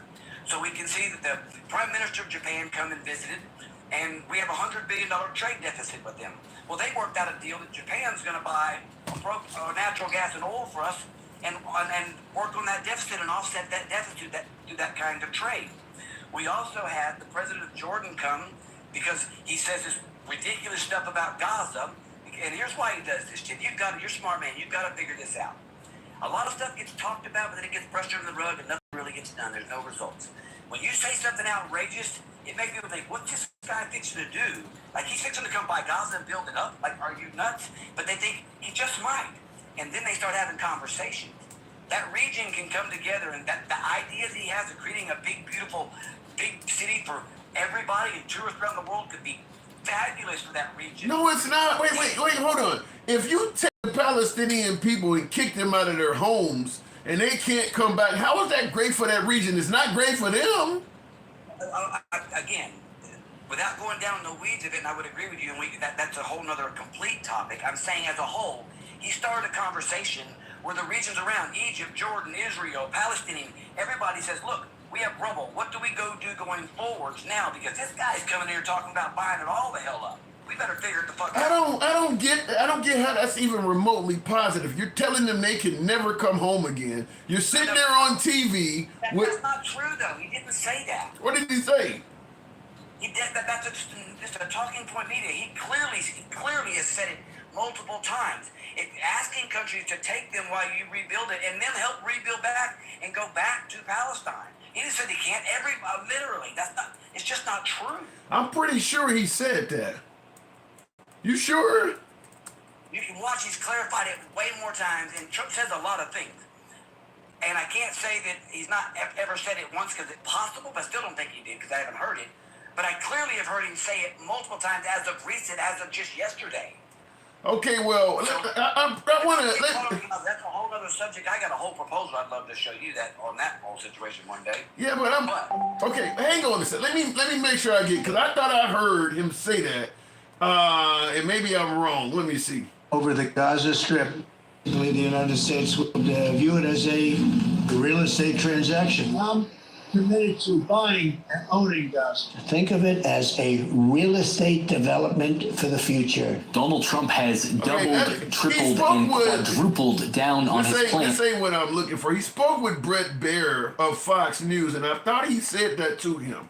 Now it'll be years before you could ever. It's not habitable. In fresh clips from an interview with. Go ahead. This ain't what I'm looking for. Okay. It is. It kind of. Because here's what it got. The clip you're talking about that you've heard, read up, took it out of context, out of that conversation right there, when he's talking about to rebuild it, people are going to have to be out to rebuild. That's where they spliced that clip in there. He's been clear about it. He's already clarified that already. He clarified it with the president of Jordan the other day. So, how do you, if he's asked, can they come back and he says no, how is that taken out of context? Do what? If he is asked, can the Palestinians return, and he says no, how is that taken out of context? Because you ask that question, and then you skip to the video. There's a period of time where you can't, and use another clip that says can't. Because he does not say they can't return. He does not say remove Palestinians from Gaza Strip, rebuild it, and they can never come back to there again. He does not say that to you. Okay, I'll take your word for it, but I'm pretty sure I saw a clip that said otherwise, that said he couldn't come back. You see the splice clip. No, it was a whole interview. It was a whole interview with Brett Baer of Fox News, and for some reason I can't find it. I don't know if, because Fox News added out there. So in my opinion, the great things that I think you could see being done. Oh, here's the one thing. You started your show off with before you brought any guests, and it was an unfair thing, and I was quite like, wow, Tim, you surprised me on this one because you're usually down the middle, balls and strikes guy. And you said, do you think it's fair that the administration and the Trump team is having the negotiations with Russia and leaving Ukraine out of the whole conversation? Yes. Remember that? Yes. Okay. Well, let's go back to that. Well, that's just factually false. Because Friday, he's got an entire team in Ukraine, Marco Rubio, Vance, the vice president, in Ukraine, talking to Zelensky. The only conversation that's been going on with Putin has been over on the phone. The actual meetings that are going on have been in Ukraine with Zelensky. We'll build safe communities a little bit away from where they are, where all of this danger. That ain't what they're saying. What you're saying, I have not heard Zelensky, I have not heard the news report say that. They're talking to Russia already. They have not talked to the Ukraine yet. So I haven't heard it the way you're saying. Marco Rubio and Vance have an entire team. There's like 4 people going up, have been talked. Here's the difference. Trump is talking to Putin. Zelensky gets Rubio and Vance. Why is that? That's his team. But why Putin... Why would you fly into Ukraine or Russia right now? I'm just simply saying, why does Putin get the president? I'm answering to you why. Why would Trump fly in? You don't need to fly. You can make a phone call. Well, he is making phone calls. You act like he's not talking to Zelensky. He just said yesterday. He just talked to him yesterday on television. I'm He just not. talked to Zelensky yesterday. He said it literally. He clearly said he is clearly talking to Zelensky. Zelensky is ready to make a deal. He has talked to Putin. Putin is ready to negotiate, and he said he trusts him on this one. He's making no reserve. He wants a negotiation. He's tired of losing soldiers. He just said it on national television. Any idea when he was asked if he sees the Ukraine as equal in the deal between the two, he wouldn't answer that? Do what?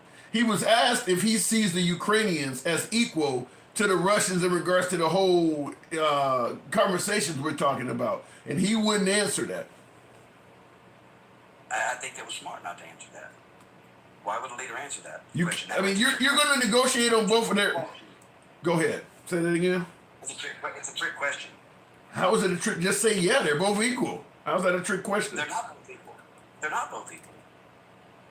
Let's just be real. They're not both equal. How the hell is Ukraine and Russia equal? If you're talking about making a deal with them, you're telling me. Is Ukraine and America equal? What? Is Ukraine and America equal?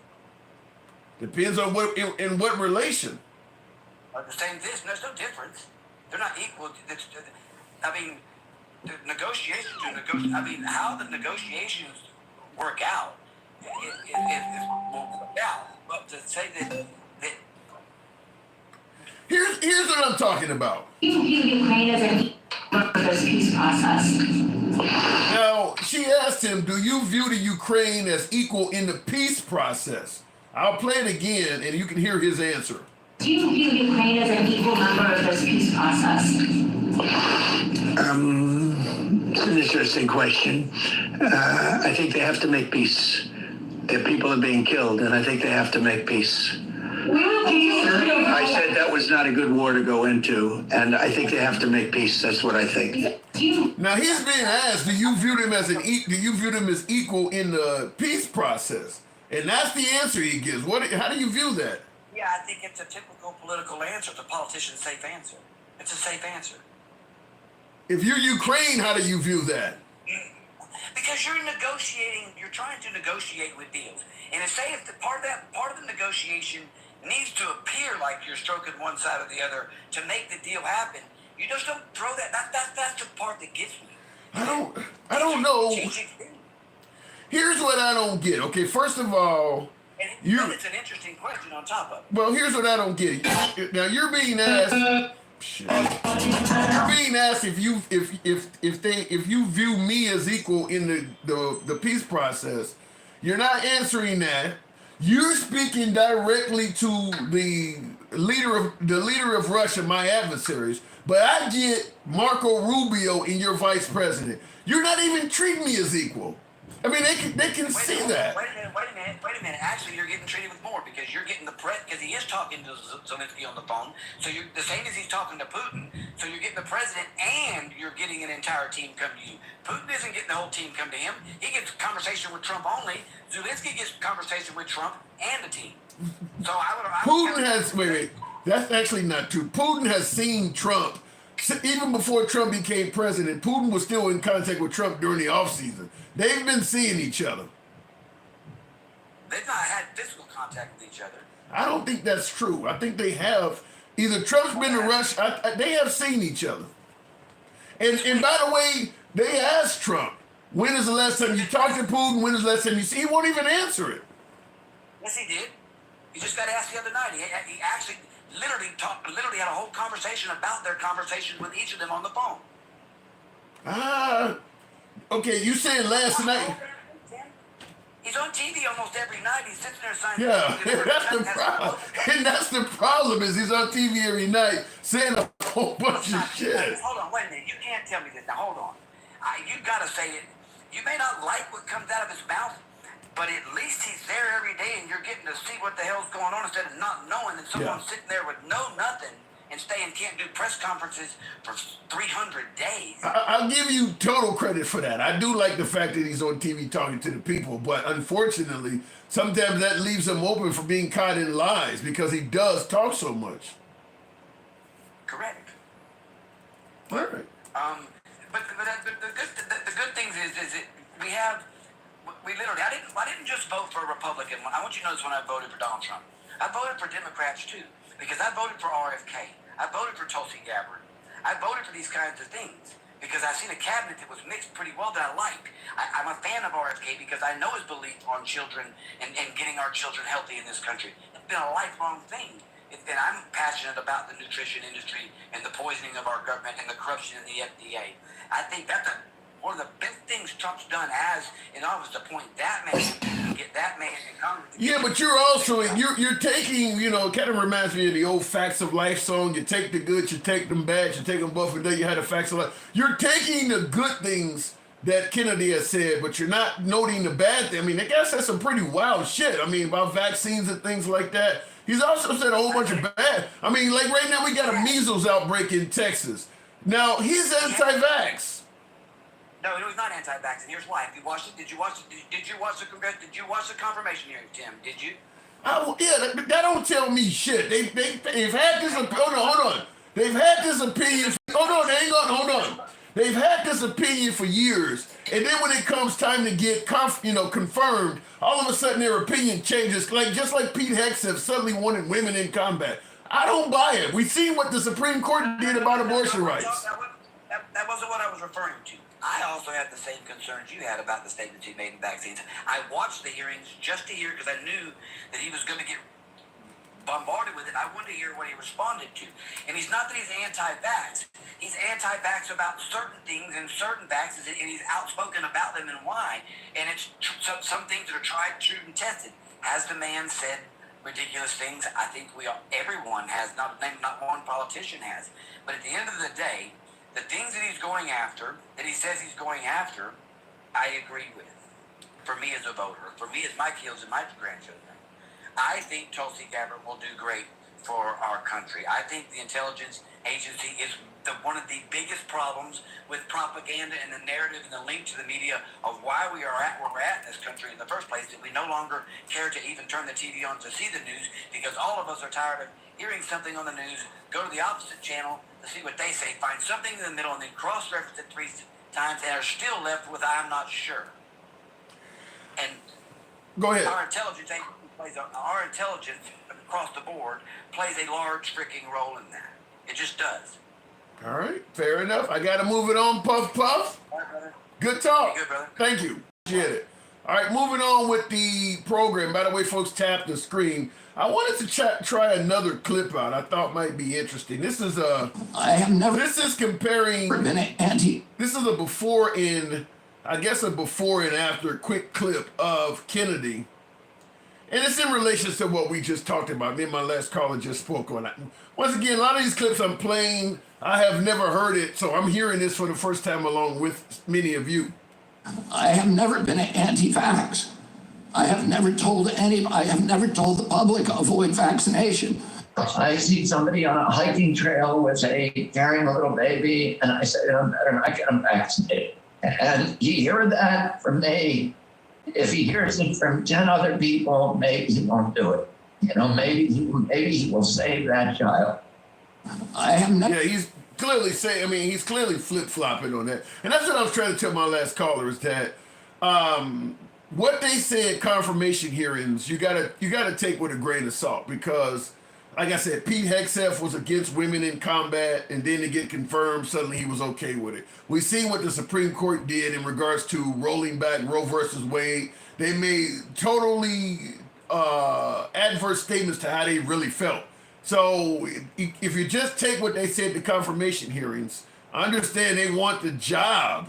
So they're going to say whatever it takes to get the job. But then you go back through their history and you're like, the way you've been living your life doesn't measure up to what you're saying now. So I'm not saying people can't change their mind, but I do not believe the confirmation hearing should be the know-all end-all. Now, I'm not saying my last caller was saying that, but I did want to bring that up. Looking in the comments, though, which Roe versus Wade is protected under the 9th Amendment?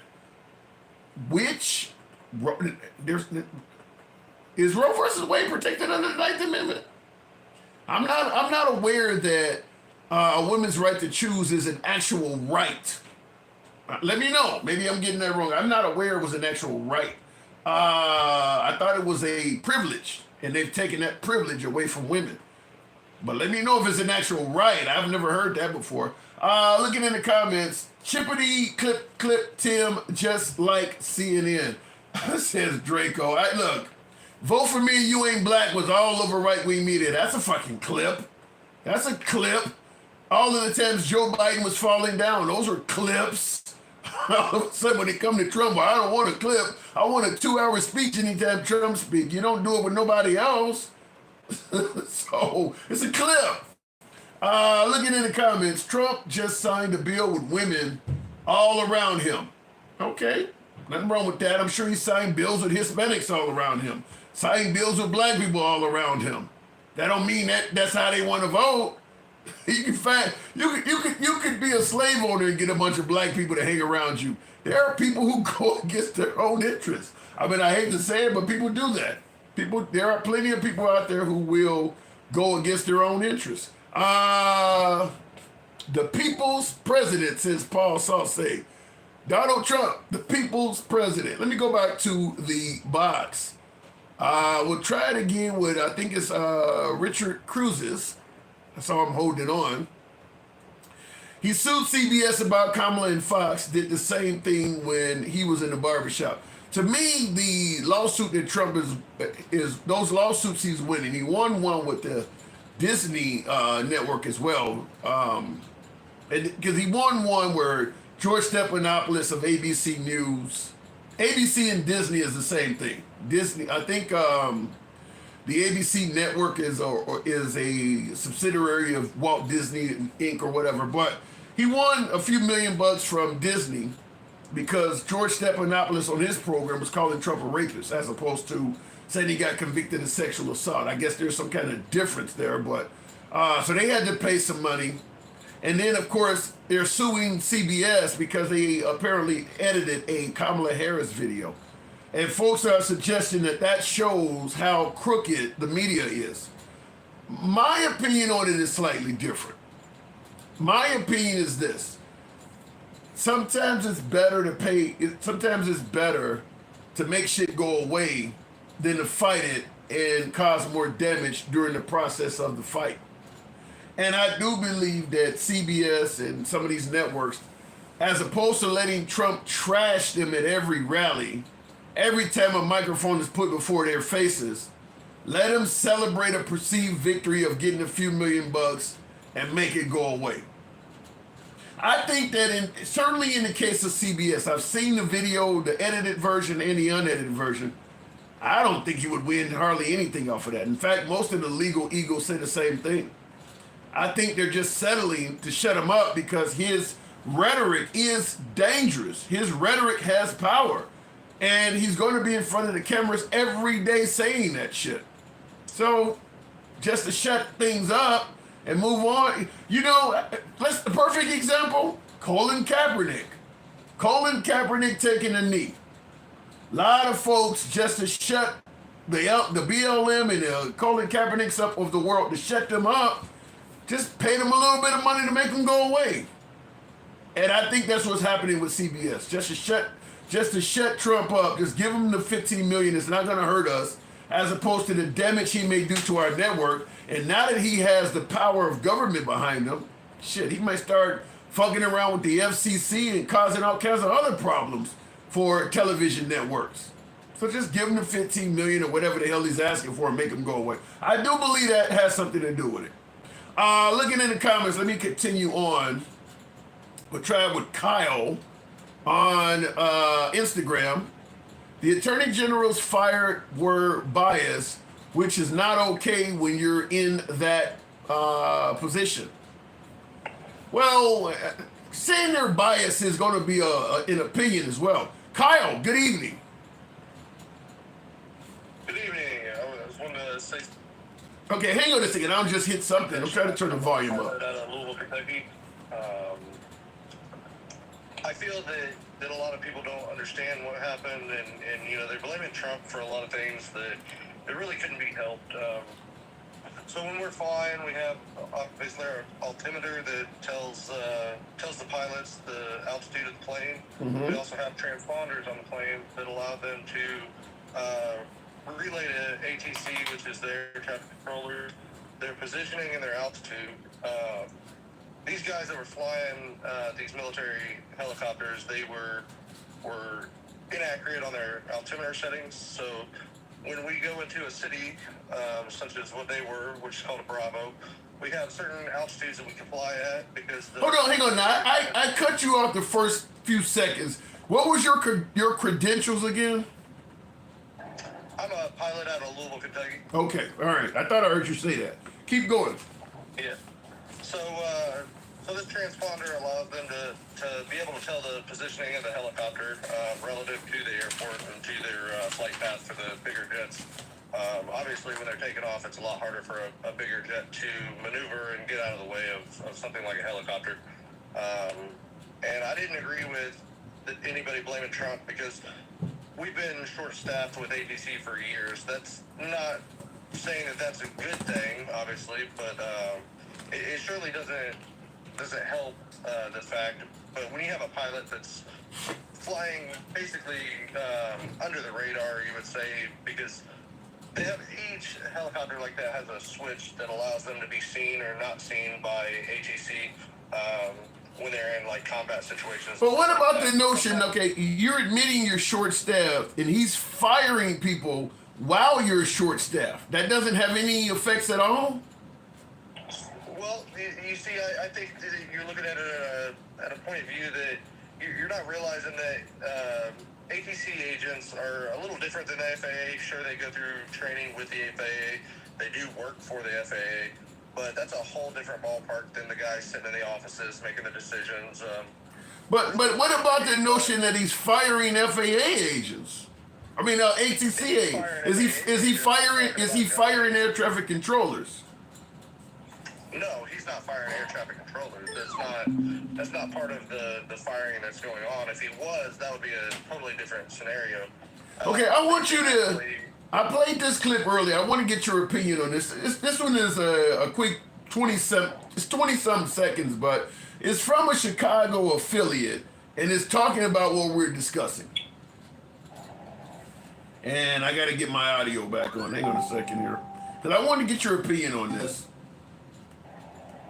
The Trump administration is also working to downsize the FAA. The union workers said hundreds of probationary employees who maintain critical services with air traffic control are being let go. Many of the workers install, inspect, and maintain air traffic control communications, radio, and computer systems. The move comes less than 3 weeks after a mid-air collision near the Capitol killed 67 people. None of that makes any difference at all? So I think that what she's saying is they're playing it a little differently so that you can think that they're firing air traffic controllers, but they're really firing the people that, we'll say IT behind the air traffic control. I'm sure you're aware from any company that you've ever worked for, there's a bunch of people that work in IT. There's a bunch of people that don't necessarily do a thing in IT. Those kind of people need to be fired. They're not needed. You also have managers that are above other managers that are not needed. I think the guys on the ground, the ATC guys that are actually communicating with the planes, they're not the ones that are being fired. They've had a mass hiring over the last couple of years of ATC agents that are specifically to work in those towers. I've never run into a situation where I'm not able to get a hold of an air traffic controller when I need to. Those pilots were keying mics when, you can only key a mic on an airplane one right after the other, meaning that either the pilot can key his mic and talk or the air traffic controller can. And when you're keying them at the same time, all you hear is buzzing. Okay. Now, I want to ask you something, because this is something Trump came out and said, a little bit more than 24 hours after the crash. He's talking about DEI. Do you have a huge issue with DEI in that industry? So I love the question behind that, because a lot of people don't understand what that has to do with airline pilots. So when we take our pilots test, we'll say, each stage of your testing is recorded by the FAA. It's recorded by companies. Like if you were to go fly for Delta, for example, they might hire the guy that has one failed check ride over the guy that has 7. Under the DEI program, that doesn't allow that to happen. That allows female pilots or people of color or whatever the DEI needs at that point in time. It allows them to be the guy that has the 7, failed check rides, but he ended up passing it the 8th time, and then that guy gets a job before the guy that failed it 1 time because he might be a white male. And then you've got people that obviously don't know their stuff if they're failing check rides 8 times before they end up passing it. And then you've got, a situation where you've got an unskilled pilot, you've got somebody who may be good at taking a test, but obviously wasn't good at the actual knowledge itself of flying, and then, you get into dangerous situations like that. Now, does this ever happen in a beneficial way for white males? Now, we're talking about it might be beneficial to women, beneficial to people of color. Like, is there things happening in that industry that might be beneficial from a standpoint of white males? Like maybe you can get this job because your father was in the industry, or something, nepotism or French. I mean, does that happen at all? Well, flying is expensive, obviously, and anybody who has a economical advantage, I'll say, is definitely in that field going to pursue their career at a faster track than somebody who doesn't. They make it very hard to get into aviation without any sort of money background. I know myself, I didn't have a lot growing up, and I know that aviation hasn't been easy. What do you fly, by the way? What do you fly? I fly all sorts of planes, mostly just private planes and stuff like that. But single engine? Single engine, multi-engine. We're down here in Louisville at Bowman Field. It's a really great airport. But okay. But yeah, I don't think it's necessarily for like white men or even men in general. I think it's just a economical advantage for certain pilots. And I think that we need to look at those passing of those check rides before we look at whether somebody's a female, before we hire them. I think if somebody fails 1 out of 3 check rides, they deserve the spot over somebody who failed 3 out of 4. Yeah. Well, like you mentioned, though, finance plays a part. So if you got money, you're going to go to the better schools, you're going to be better educated, and you probably will have less stumbles and falls than somebody who had to struggle and put pennies together, take out loans, and struggle their way through. I mean, like, for instance, I know when I went to school, I couldn't afford to just go to school. I had to go to work and pay attention to my job as well. Whereas a lot of folks may be wealthy enough that they don't have to go to work at a job while they're going to school, and they can solely focus on their education. Poor people don't get that particular privilege. You got to work and you got to go to school. So that's going to affect your grades and things like that. So I get what you're saying. Money makes a difference. And it's probably going to make a difference in regards to how many times you're failing all them other hurdles. So with what you said, if I have an economical disadvantage or any sort of disadvantage when going for any sort of career, is it my duty as a person to prove myself in that field, or is it, this guy is disadvantaged and I have to hire him because of that? Do I necessarily deserve that position because I'm just disadvantaged, or do I deserve it because I'm actually educated and was able to work my way through the system and prove that I deserved it? No, but what you will create is a system where mostly wealthy folks and mostly white people will have all those jobs. If you don't do some sort of DEI, because that's what was there. DEI, keep in mind, is for all of its issues with DEI and CRT and all the stuff you talk about, that stuff came up for a reason. There's a reason why they created DEI to begin with. It wasn't very diverse, equitable, or inclusive. They created it for that reason. It's because those are the only people that were getting through. I think that you're going to have, downsides on both parts. Yeah, you might have a system that is catered to the economically, advanced people in our society. But, with aviation at least, are we willing to cater to that somebody's a female and that they might be more dangerous behind a plane just because... But there's no history of that, though. If you look at the amount of crashes in America over the last... How long has DEI been around? you look at the amount of crashes and mishaps that have taken place since it's been around. Is there actual evidence to suggest it's mostly women and people of color and disabled? Are those the ones that are crashing?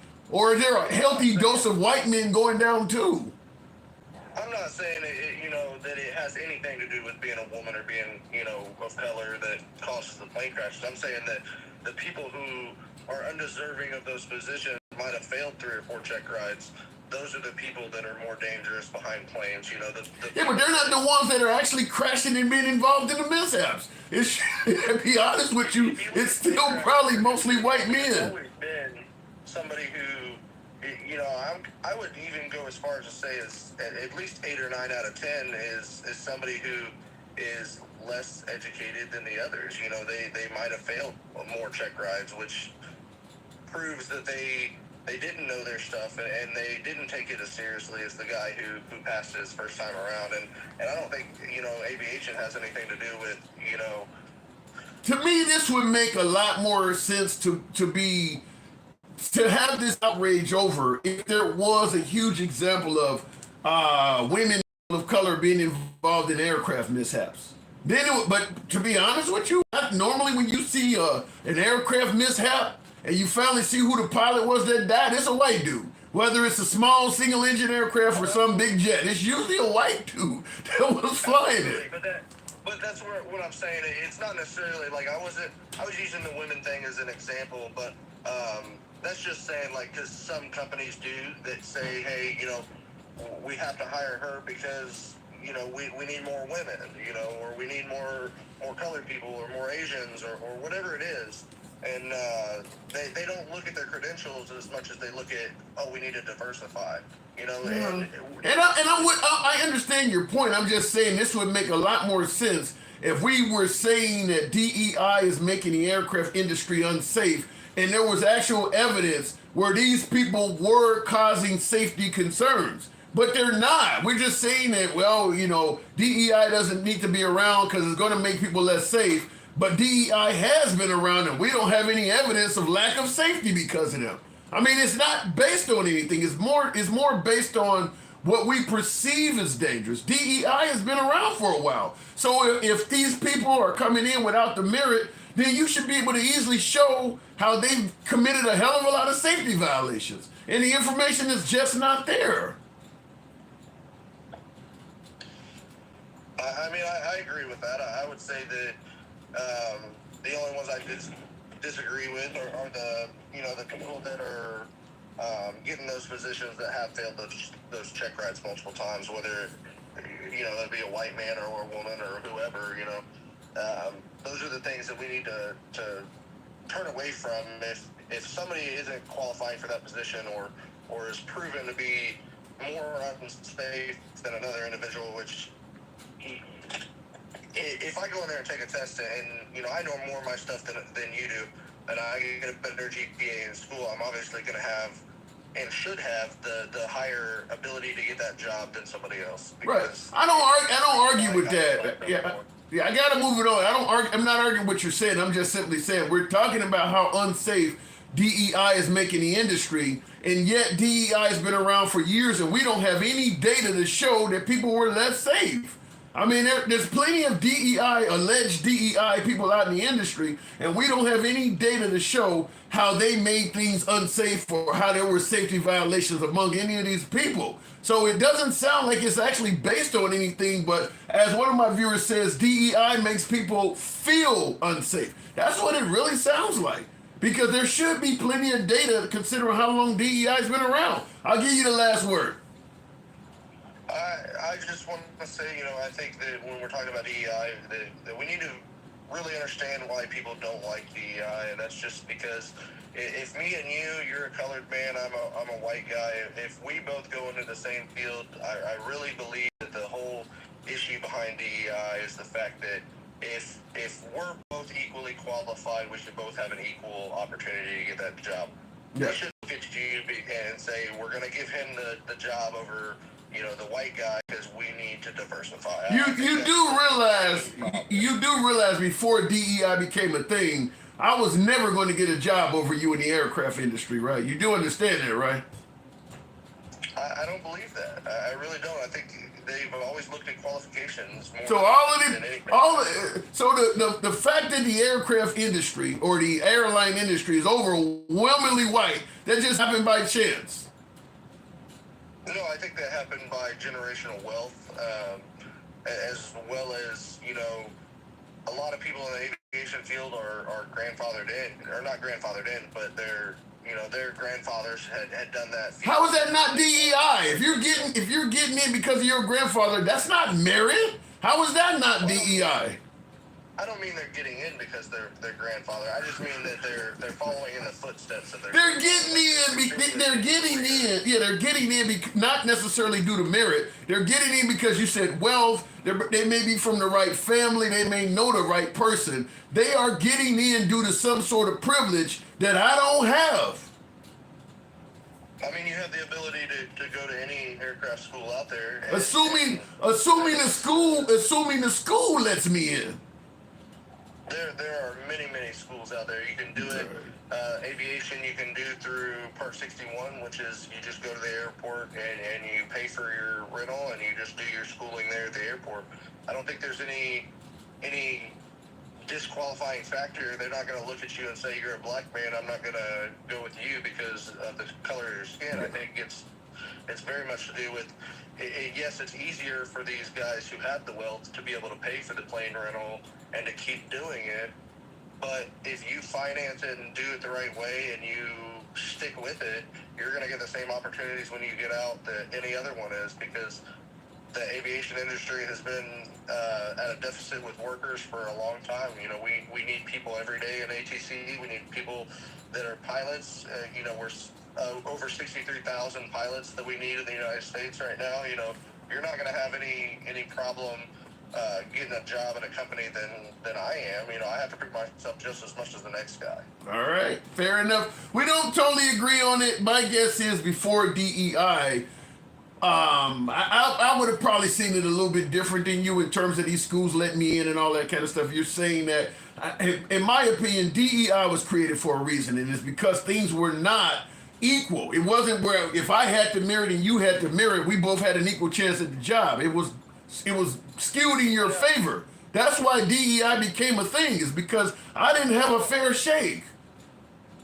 Now, are we talking about DEI in the sense that, if there's 100 white guys and there's 50 black guys, we should hire one black guy and 2 white guys because the numbers would add up that way? Or are we talking about DEI as, if there's 50 black guys and 100 white guys, we just hire 2 of each? I'm talking about when you go into business after business after business, and all of the upper echelon folks are all white, no matter whether it's a boardroom, whether it's the airline industry, everywhere you go, all of the dudes are white, and we're talking, well, that didn't happen by chance. I mean, the point is, you had a leg up. Somewhere along the line, maybe your education, maybe schools let you in so that you could easier get the merit that I cannot get, so that when I get to adulthood and they say, well, let's see who has the most merit, well, because your school was better or the school let you in and not let me in, I'm going to be at a disadvantage my whole life. This stuff starts pretty early.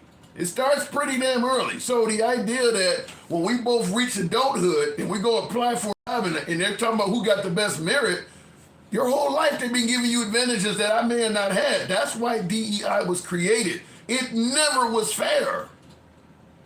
See, that's where I would disagree. I think it's more economical based than it is DEI based. Why do you think when you say economical based, why do you think people of color have less in terms of economics than white people? That wasn't fair either. The whole system was set to keep this group at a certain level. So they don't see economics. They can't get into the school if the school lets them in. So then when they reach adulthood, they don't have the merit. I would say years ago that was true. I would say in today's society, we'll say me, for example, I'm a poor white guy. I don't have any financial help from my parents. They're not rich by any means. And if you were from the same background that I was, I would argue that you had more of an advantage because the black-only scholarships to schools and stuff nowadays. I don't have a scholarship specifically for me that I can go apply for just because I'm a white guy. You know, I would argue that, you know, any advancement in education that people get out there is strictly economically based. I trade places with you any day. I got to move it on. You're always welcome back. Thanks for coming through, man. Thank you. Hey, go ahead and drop down. Thanks for coming through, though. Go ahead and drop out, and I'll move the program on. Looking in the comments, yeah, I definitely believe that there is certain privilege, but my last caller disagreed. Nothing wrong with that. Yeah, well, so was crack epidemic and preventative detention. I don't know what you mean there, BKH. DEI was created to lower the standards needed for the job and hire off of skin color. You know, I keep bringing up, you know, when it comes to DEI or hiring people that don't have the merit, this didn't used to be a problem when it was being done for white people. I just gotta be honest with you. Like, for instance, as I just stated, we knew for most of America's history, the next Supreme Court justice was going to be a white dude. The next mayor of the town was going to be a white dude. Not a woman, just we knew it was going to be a dude, a white man. You knew the next high school principal was going to be a white dude. You think all of that was just due to merit, huh? You don't think they were literally gaming the system? Now all of a sudden, well, you know, they're giving extra to people of color or they're giving extra to women. It's wrong now. It didn't used to be a problem when you turned on the television and you didn't really see people of color at all, or you're watching the award show and nobody of color is getting the award, or all of the generals in the military. It didn't used to be a problem. All of a sudden, once people of color got in the game, now, oh my God, something's wrong. I mean, you don't think all of that stuff where most of the leadership and prominent positions in this country were all run by white people? You don't see DEI or lack of merit in that anywhere. I mean, we could talk about various military personnel that accomplished different things and feats. They didn't get their medals until after they were dead, or no recognition at all. You don't, they clearly have the merit, and they're still not getting their medals or their awards or anything until after they're dead. Because we want to portray as if one group of people are better. I mean, I don't understand how all of a sudden DEI has become an issue now. All of a sudden people of color, oh shit, this was wrong now. I mean, whether you're watching, you know, the Oscars or you're watching the Grammys, and, you know, the first few decades, ain't nobody black getting none of these awards. You don't think that none of the actors are people of color, nobody else, it's just all white people, huh? And nobody was saying anything about it until people of color started getting it. All right, looking at the comments, real quick, tap the screen, folks. Get the likes up to about 60,000. Yeah, the Tuskegee Airmen is one of them, where even the white guys were admitting, you know, I don't even want to be protected in the skies. The bombers were like, we don't even want to be protected in the skies unless they're flying and doing it, because they were providing so much air cover for the bombers. But then all of a sudden the war is over and they don't really give them accolades at all. I mean, there's plenty of stories like that throughout the military of people of color that had more than enough merit. Some of them should have been awarded the Medal of Honor for some of the stuff they did. You know, the highest awards they should have been getting. And none of them got it. Many of them didn't get it after they were dead. You don't see any, whatever the reverse version of DEI was clearly in play there. Looking in the comments, in my hometown, minority resumes were literally thrown in the trash. And they found out, says, yeah, I just said this was not a problem until it started working for women and people of color. But most of our history, and that's why, like my last caller pointed out, I'll go back to the box, but like my last caller pointed out, you know, people were complaining about DEI. And what I wanted to suggest to him is that really it's, you know, at least in my observation, you guys can correct me where I may be wrong on this. You know, I don't mind being corrected. I don't block, ban, or censor. But in my observation, there's only really one primary group of people complaining about DEI. And it's the folks that used to get those positions. You don't hear a whole lot of females, people of color, or disabled folks bitching about DEI. It's mostly white males. I'm just going to be honest with you from what I've seen. Maybe I'm wrong. but it's mostly white males. And I understand why. I totally understand. If I can go and apply for a position and only people like me can qualify, all of a sudden now I gotta worry about women and, you know, all these other folks can now qualify. My competition is much heavier. I don't like that. I like when I only have to compete against people that look like me. The competition is less. But now all of a sudden I gotta take in consideration she might get this job, he might get this job, this dude in the wheelchair might get it. I didn't used to have to worry about them. I can totally understand. It makes legitimate sense to bitch about DEI. I can totally understand it. It's more competition. You didn't have to compete against all them people. Honey horse, easy fix. Take ethnicity away from applications. That alone will not do it. Because if you take ethnicity away from applications, then they can start using zip codes. If your name is LaQuisha, it's pretty obvious that you're not Chinese. I mean, there's all kinds of ways to figure it out. I'm just saying. You can figure it out sometimes by what, you know, if you require that you take away ethnicity from applications, then I'll make sure I put in the application, what elementary school did you go to? That'll tell a lot.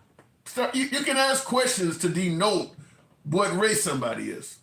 I mean, you just start asking those kind of questions, and then you can finagle your way around the law requiring that the ethnicity not be on that application. There's ways around it. You can play the odds, and chances are, if you got an all-black elementary school, then you know you got a black applicant on your hands, or a high school that's mostly black. This is a black applicant.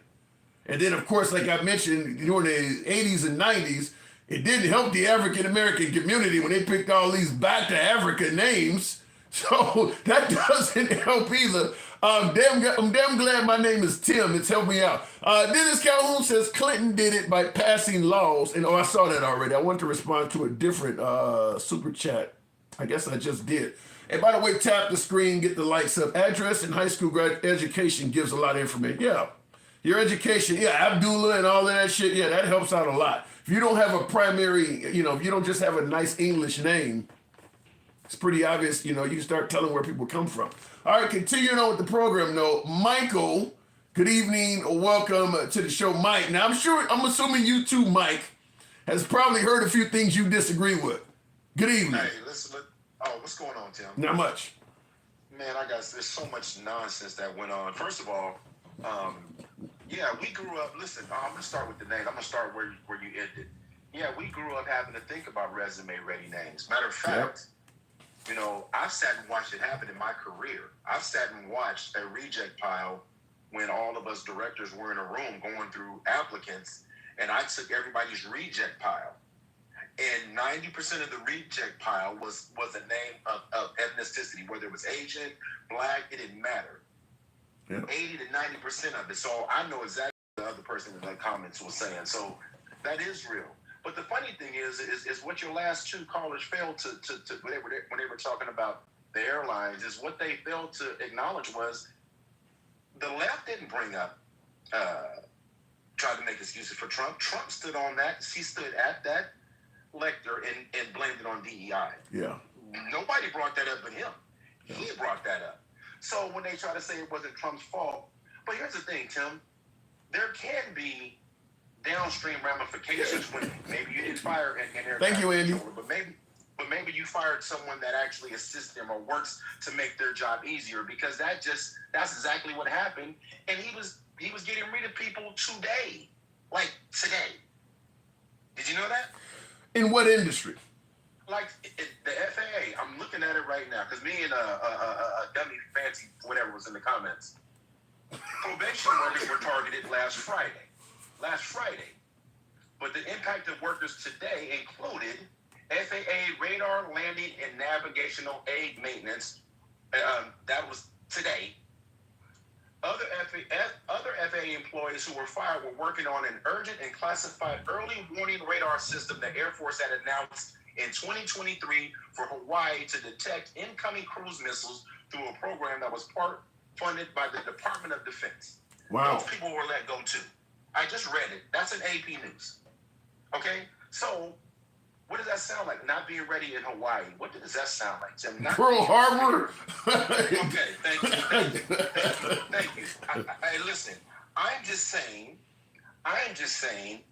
what they're trying to dismiss is a real thing, right? Yeah. When you talk about DEI, it wasn't the reason why they try to make it seem like we lowered the standards because unqualified people. That's absurd and it's offensive because that's not the standard. Well, but I will say this. It would be a better or more legitimate argument because we've had enough DEI around where if it did make industries unsafe because people lack merit, there should be numbers in cases to present. There's not. Like there's none. Yeah, like my last caller, you're in the airline industry. If everybody's unsafe, even in the police industry, now folks to say that, a female officer, for instance, she doesn't have the strength of a man and you shouldn't have, a woman out there on the beat by herself. But when you look at the officers that do actually, corruption and beating people up, it's usually dudes. And often it's white dudes. So the thing about it is, even in the police industry, where people will say they're hiring women cops or they're hiring cops of color that don't have the merit, but the fuck ups aren't them. So that's what I'm talking about, Tim. It's just an absurd argument for them to talk about DEI. But again, it's not new. They're demonizing these things to make excuses for the moves they're making. Because you got to remember, who was the target of all these terminations from the beginning when they were talking about it? They were talking about woke. Yeah. Right? Yeah. It wasn't about, they were talking about transgenders and woke. And woke was the target, and woke equals minorities, it equals women, it equals transgender. That's what it equals. But they're playing in our faces and making it seem like it's okay. Because DEI was to level the playing field for the qualifications. Like, if we're both qualified, give me a shot to have the interview. You understand? Yeah. Give me the opportunity to have the interview. It wasn't to lower the standard to get into the job. That's absurd. Because, and here's the thing, nobody's asked for that. No one, black folks have never said, let me in the door even though I'm not qualified. That was never our mission. Our mission was, can I get to the door, please? Yeah, some would argue the only way a black person gonna get in the door is he damn near gotta be overqualified. We talked about this on your last live, because that's what your parents told you, and I've never met your parents. Yeah. They told you had to work twice as hard just to get in the door. So that's exactly what we're talking about. But let's get to this waste in this budget, in this Doge nonsense. Go. $2 million. It costs $2 million per trip to Mar-a-Lago. $2 million. Every time Trump wants to go to Mar-a-Lago, it's over $2 million a trip. Right? And there's a poll, and you can pull it up, how many times he's golfed or been back to Mar-a-Lago since he's been in office when they talk about waste. Yeah, he's the cool dude in office, and if folks say, it make Trump's antics makes it, folks proud to be an American. I don't think they care if he's wasteful. I think they believe that what he is doing makes the United States look good. It represents us in a positive light, makes us look heroic or whatever the case may be. I don't think they care about Trump's waste. So then they can't turn around and have an argument about how they're going in and finding all this waste. It's absurd. He's excluded from it. He's excluded from it. But here's the thing. He's excluded from it. So he's excluded from the fact that it costs Palm Beach County, where Mar-a-Lago is $93,000 a day when he goes to town. Damn. Local, yeah. Damn. $93,000 a day is what it costs when he's in Mar-a-Lago. But again, security and all that shit. Tim, say again? For security and all that shit. Yeah, for security and all that stuff. Damn. Here's the thing. And there's a whole Secret Service detail. So when he did the little buzz around in Air Force One, you got drones in the sky. You got fighter jets in the sky. You have all these things that have to be in place every time he moves. Yeah. I told you, my brother-in-law used to be Secret Service. So I've been walked through the whole thing when I went to D.C. for Obama's inauguration. I was there. So, but again, and my brother-in-law walked me around and showed me all the things. Nothing classified, but just understanding all the moving parts. Right. You understand? And there's a lot of them. I mean, everything from. That was the first time in my life I saw a busy metropolitan street going east get shut down because they come in west. Jeez. Like literally, I'm Yeah. like, good God. Yeah. So again, that happens every time. So who is he really thinking about? So again, this is all smoke and mirrors. They bring up all these things. Let's go back to when you're the caller, Puff Puff Give, which is a really good name for him. It wasn't too bad, but you could tell that was some purple cushion. But when he talked about the deal with Japan, right? Wait a minute, say that again. That deal with Japan, right? Yeah. That deal with Japan he was talking about. So that was on the table when Biden was in office, by the way. It was also a deal that Biden stopped and Trump was never in favor of. Okay. With Japan nipping steel, which Trump just kept calling Nissan, by the way. I don't know if you noticed that when he was on there talking about it. He kept calling, instead of saying Nippon steel, he kept saying Nissan steel. Go ahead and look at it. I didn't see that. Yeah. But you know, he's sharp. He's sharp. But they do all of this, but these things that we're talking about weren't campaign promises. They were Project 2025 agenda promises, but they weren't campaign promises. All of this firing of these people, Tim, you cannot bet to understand how poorly or how people were performing this fast on this level, and they didn't do that. You can't do an audit. Yeah, that's my opinion on it as well. If you're fired, I get that he's trying to get rid of government waste and things like that, and I applaud that. But yeah, you're firing people so damn fast, there's no way you could be doing proper analysis, because that's what happened with the nuclear scientists or engineers that he got rid of. And I think RFK also had to rehire some people they were about to fire. It's like, you're moving too quick. You guys are just, as Elon said, sometimes you got to delete whole departments. Well, verify this department is not needed before you delete it. So yeah, they are moving too fast in some of these cases. Well, and then think about it this way. His supporters can't even set aside the fact that he's deleting departments that have been around through multiple presidencies, not Democrat or Republican. They've been around forever. Yeah. Now we all know that there's probably some waste in any company, in any business. If you're looking at your books, the next person behind you could probably find things that they think need to be cut because they don't have the history. Right. Right. But I personally, in my professional career, I've been through a $1 billion corporation audit for a publicly traded company, because you have to do them all the time once you're publicly traded. That's where all the insider trading and the Security Exchange Commission, all that stuff comes into play, right? Mm-hmm. You got to audit against your former audit. That's how I know this is bullshit. You have to audit against the results of your former audit. Now all you're doing is doing mitigation.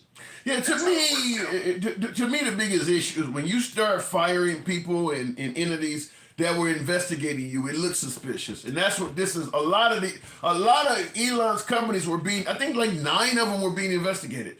And most of the folks that are handling those investigations have been fired.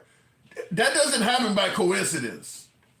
100%. But they won't see it. They won't acknowledge it. They'll excuse it away like it's not a thing to fit their narrative, because they're so far down this Trump fluffer rabbit hole that they can't see. You and the fluffer. They just can't stop it. Like, listen, that guy that was up here that said his friend works for the government, voted for Trump, he's concerned. That's crazy. Yeah, he said that. But he also said, which I didn't believe, for his own narrative, that if his friend knew, he would still vote for him. That I'm like, that's bullshit.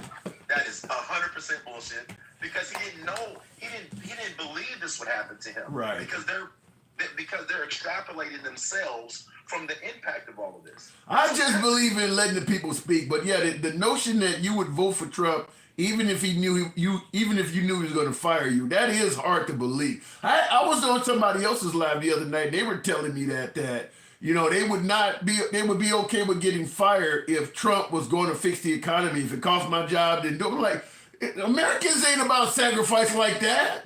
You're going to throw your own job away because he's going to fix the economy, so you're okay with being potentially homeless because at the end of the day, the economy will be better. I thought that was crazy. Well, and first of all, Tim, you wouldn't accept it. It's just crazy. Yeah, it's crazy because, first of all, he's firing you for no cause. Just say that, because they haven't established anything. So you're okay with saying, before you go to the ballot, hey, he's probably going to fire you. for no cause, you're still going to walk in the booth and vote for him. But that's where you can't get too far with these conversations because they're so disingenuous. It's just crazy because that's not what's going on. These audits, this waste, this DEI, all of that is just blatantly in Project 2025, and they fail to acknowledge it. This is insane. And the crazy part is you got to fact check so many things real time because they throw so much shit at you. Like, they're just bouncing all around. This whole Doge website where Elon Musk is on the cover of it looking like the Terminator. Did you see that? No, with the black leather jacket on, with the black. Type dogegov.com and you'll see a website out there. And he's looking like the damn Terminator with a gold chain around his neck, with a black leather jacket on. I'm like, well, that's what he's doing. I get the actual stuff. I don't get a picture of Elon. Doge.gov. So there's no picture of him here. No, well, there's two. You got dogegov.com. Oh, okay. And that says can't be reached. Doge.gov. Oh, I put .gov. Okay, dogegov.com. Why would somebody name a site Doge? Show people what we're looking at, Tim. Yeah. Well, if you look at the screen, folks, he does look like the Terminator. I can't get my damn machine is acting funny here. That looks like the Terminator's rap album cover. Yeah, he does look like the Terminator. Yeah, so we just got to do a better job of fact checking this stuff real time because it's just crazy as hell. And the last thing before I go, well, two things. Everybody tap the stream. Let's get Tim up to 100,000. Whoa, that would be nice. That would be nice. There's 451 people in here. We can get Tim up to 100,000 in the next 10 minutes, no problem. Tap the screen, share the live, make sure we get Tim up. That's too many people not to have him up to 100,000. Hey, real quick before you go to that second one, Melissa Lewis, thank you for the super chat. Asked, please, how can I call in? We're on Instagram and we're also on TikTok. So for my YouTube viewers, if you want to actually bring up, we'll bring you right up. But if you want to be on the audio portion where you're actually speaking directly for everybody to hear you, come on Instagram or TikTok. The Handsome Liberal are the pages. Give me your second one there, Mike. Okay, this is my last one and then I'm gone. And I really want to hear my girl Andy while I go start cooking dinner.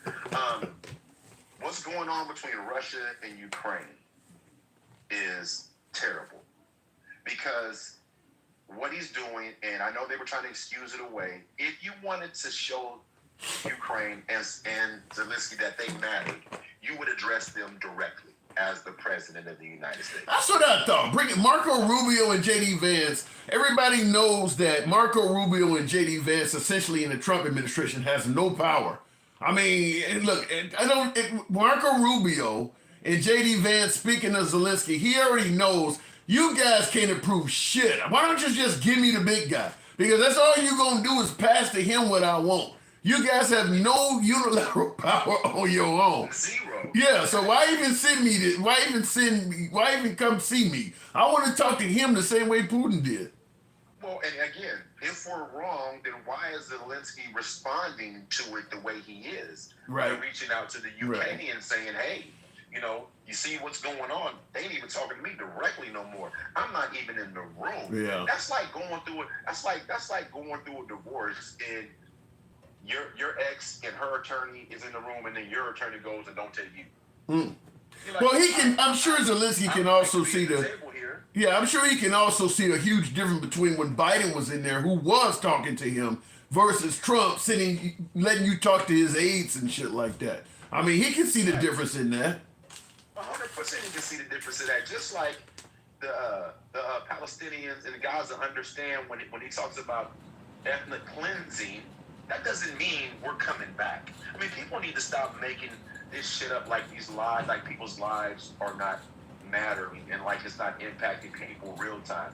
There are real lives being impacted as we speak, and you're starting to hear people even on your live today talk about a friend that's worried about his job, but he voted for the very thing, and all he had to do was read a little. That's it.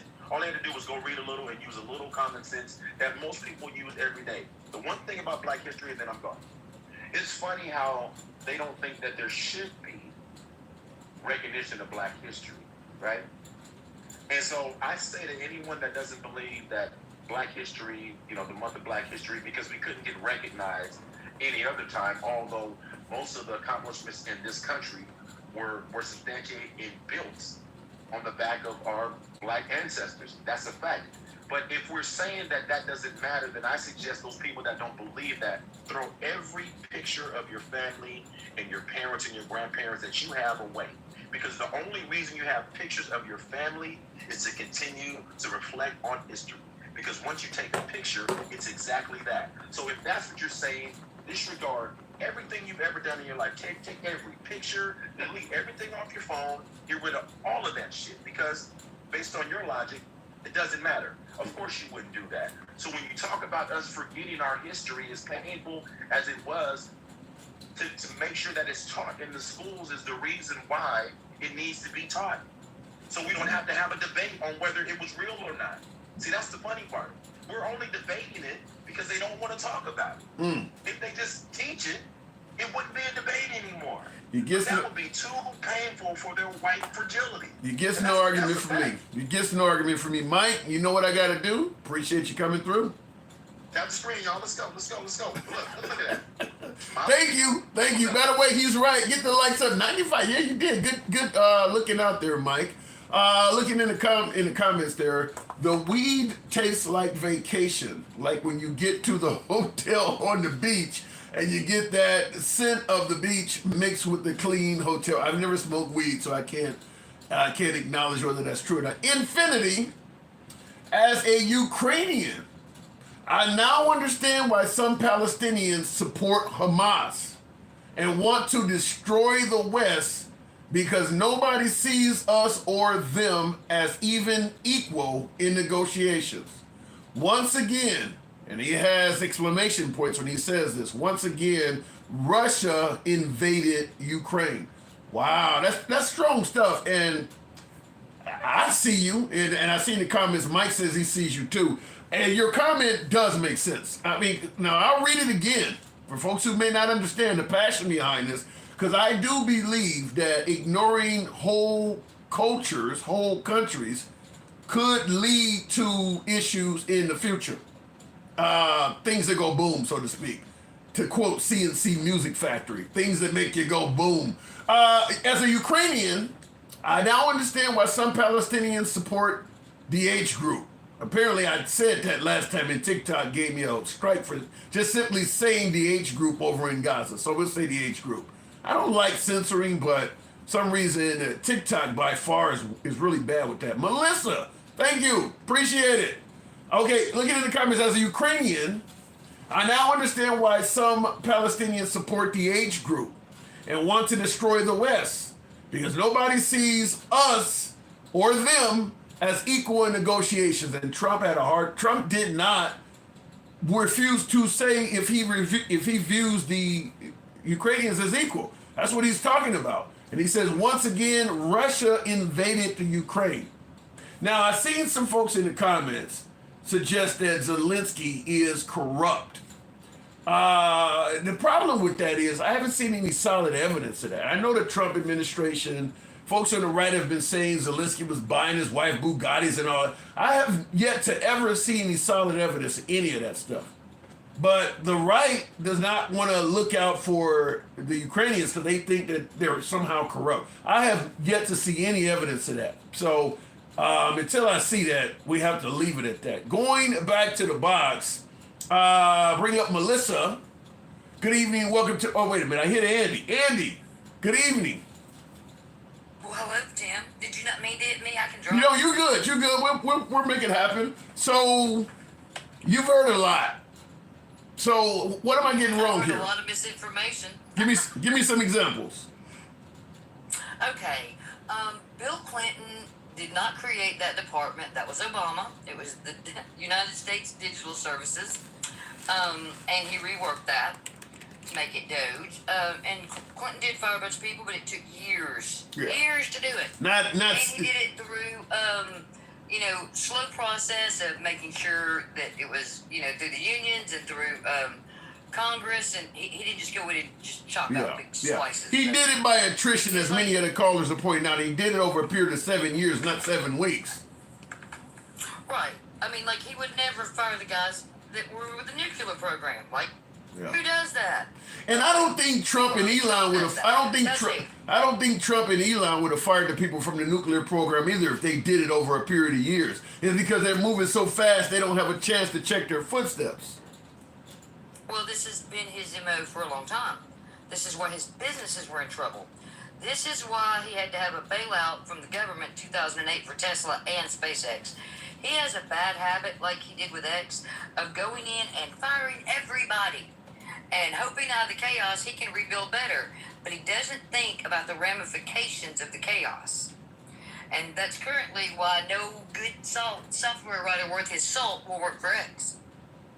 You know, from what I hear, because he sent out the email to the federal employees, I think it was called a fork in the road, where they had a chance to get fired. Or yeah, he said this. Yeah, the people at X said he said the same thing to us when he fired us from Twitter. And I see in the comments, Cedric Haney is saying, "Oh my God, it's Andy and the brainwashed." What is it? Oh, he says it's Andy, the brainwashed liberal. So you got a detractor in the comments. I don't care.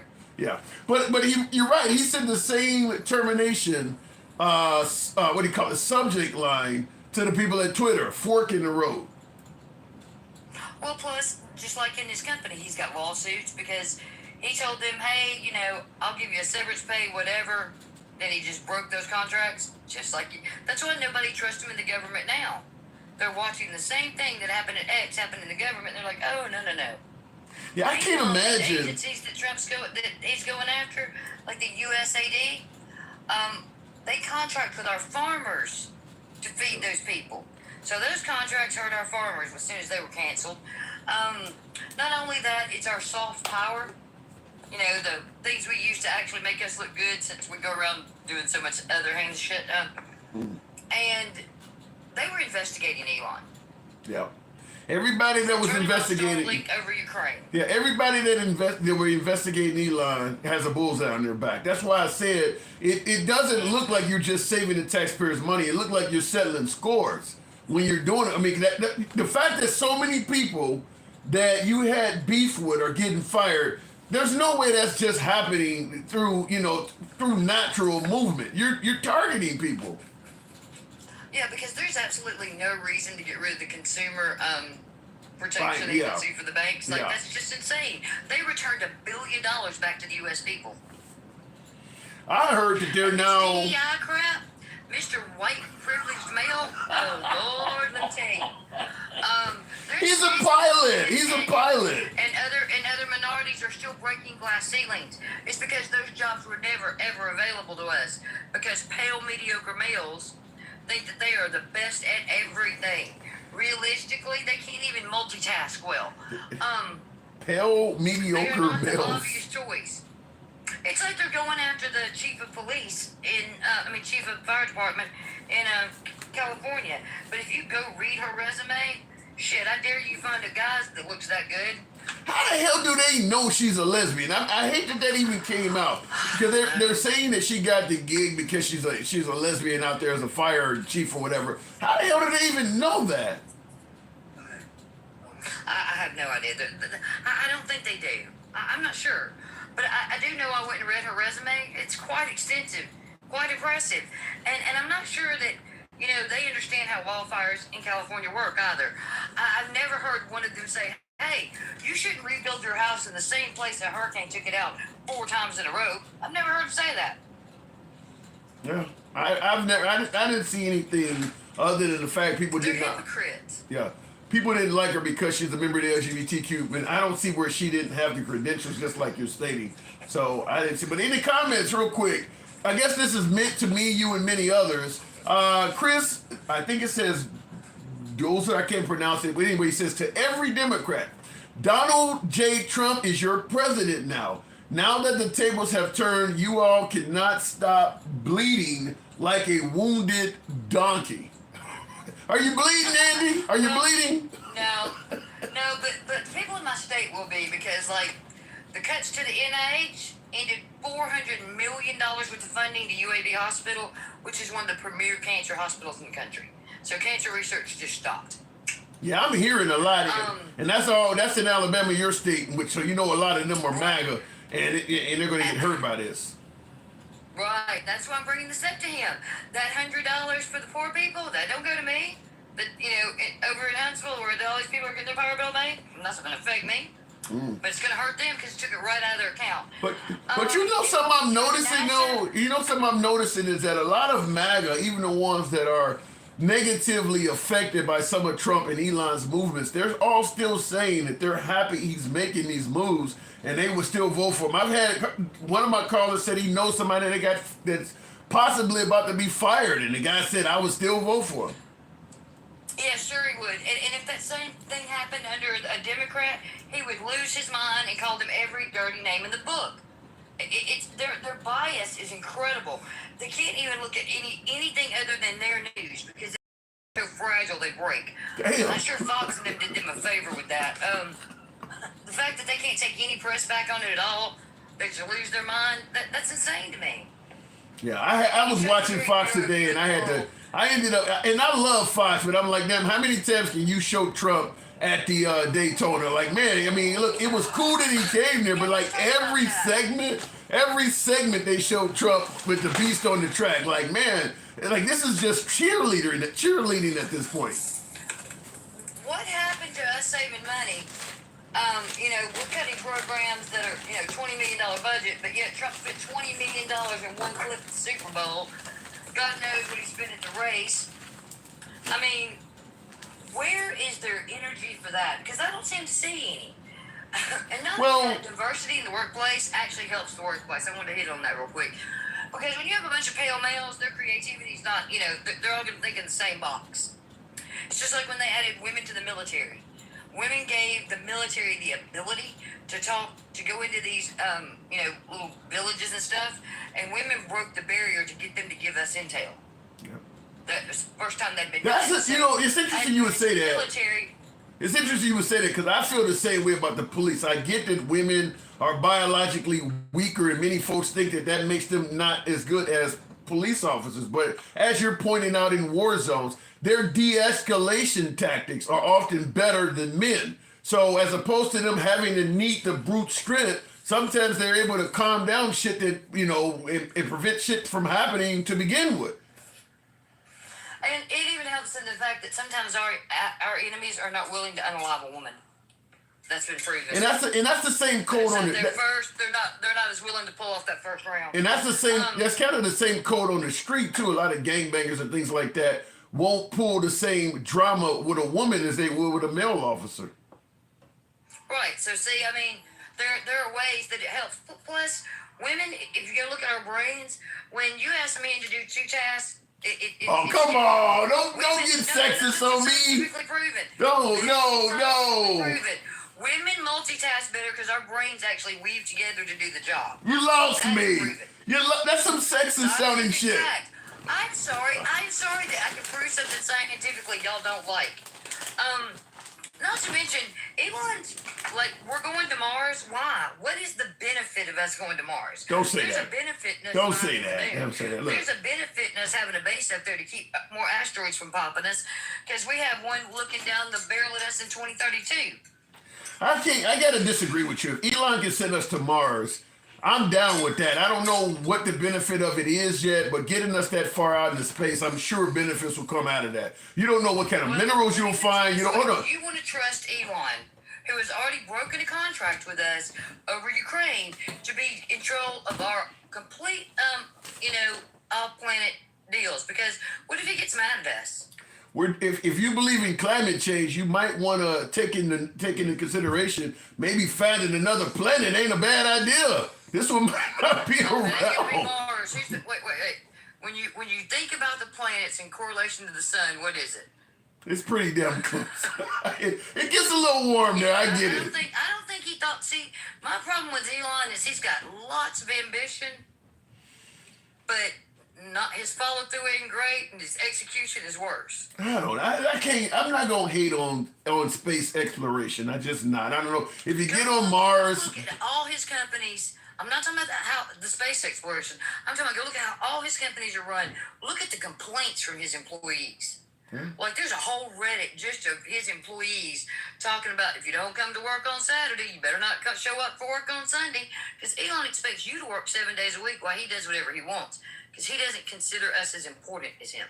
Well, when you see what he's done with the federal government, it shouldn't surprise you that he got a lot of employees at his own companies that are not happy. He clearly will fire you at the drop of a hat. He don't have a problem firing people. In fact, he's almost celebrating it. So I would never want to work for dude. If you're treating people like that, I wouldn't want nothing to do with them.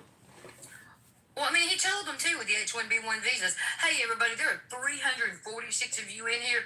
Why is Tim only at 107K? I don't see any hearts moving. MAGA, you all hate my guts. Tap that screen and show Tim how much you hate. They hate my guts, too, but I love me some MAGA. They hate my guts. I love them, but they hate my ass, too. I got to move it on, Angie, but thank you for the consideration in regards to that. Thank you. Like I said, I appreciate you listening to me. Michael's wonderful. I love to hear him talk. Y'all are amazing. Have a great day. Wow, appreciate that. Shout out to you. Appreciate it. Thank you. All right, moving on with the program.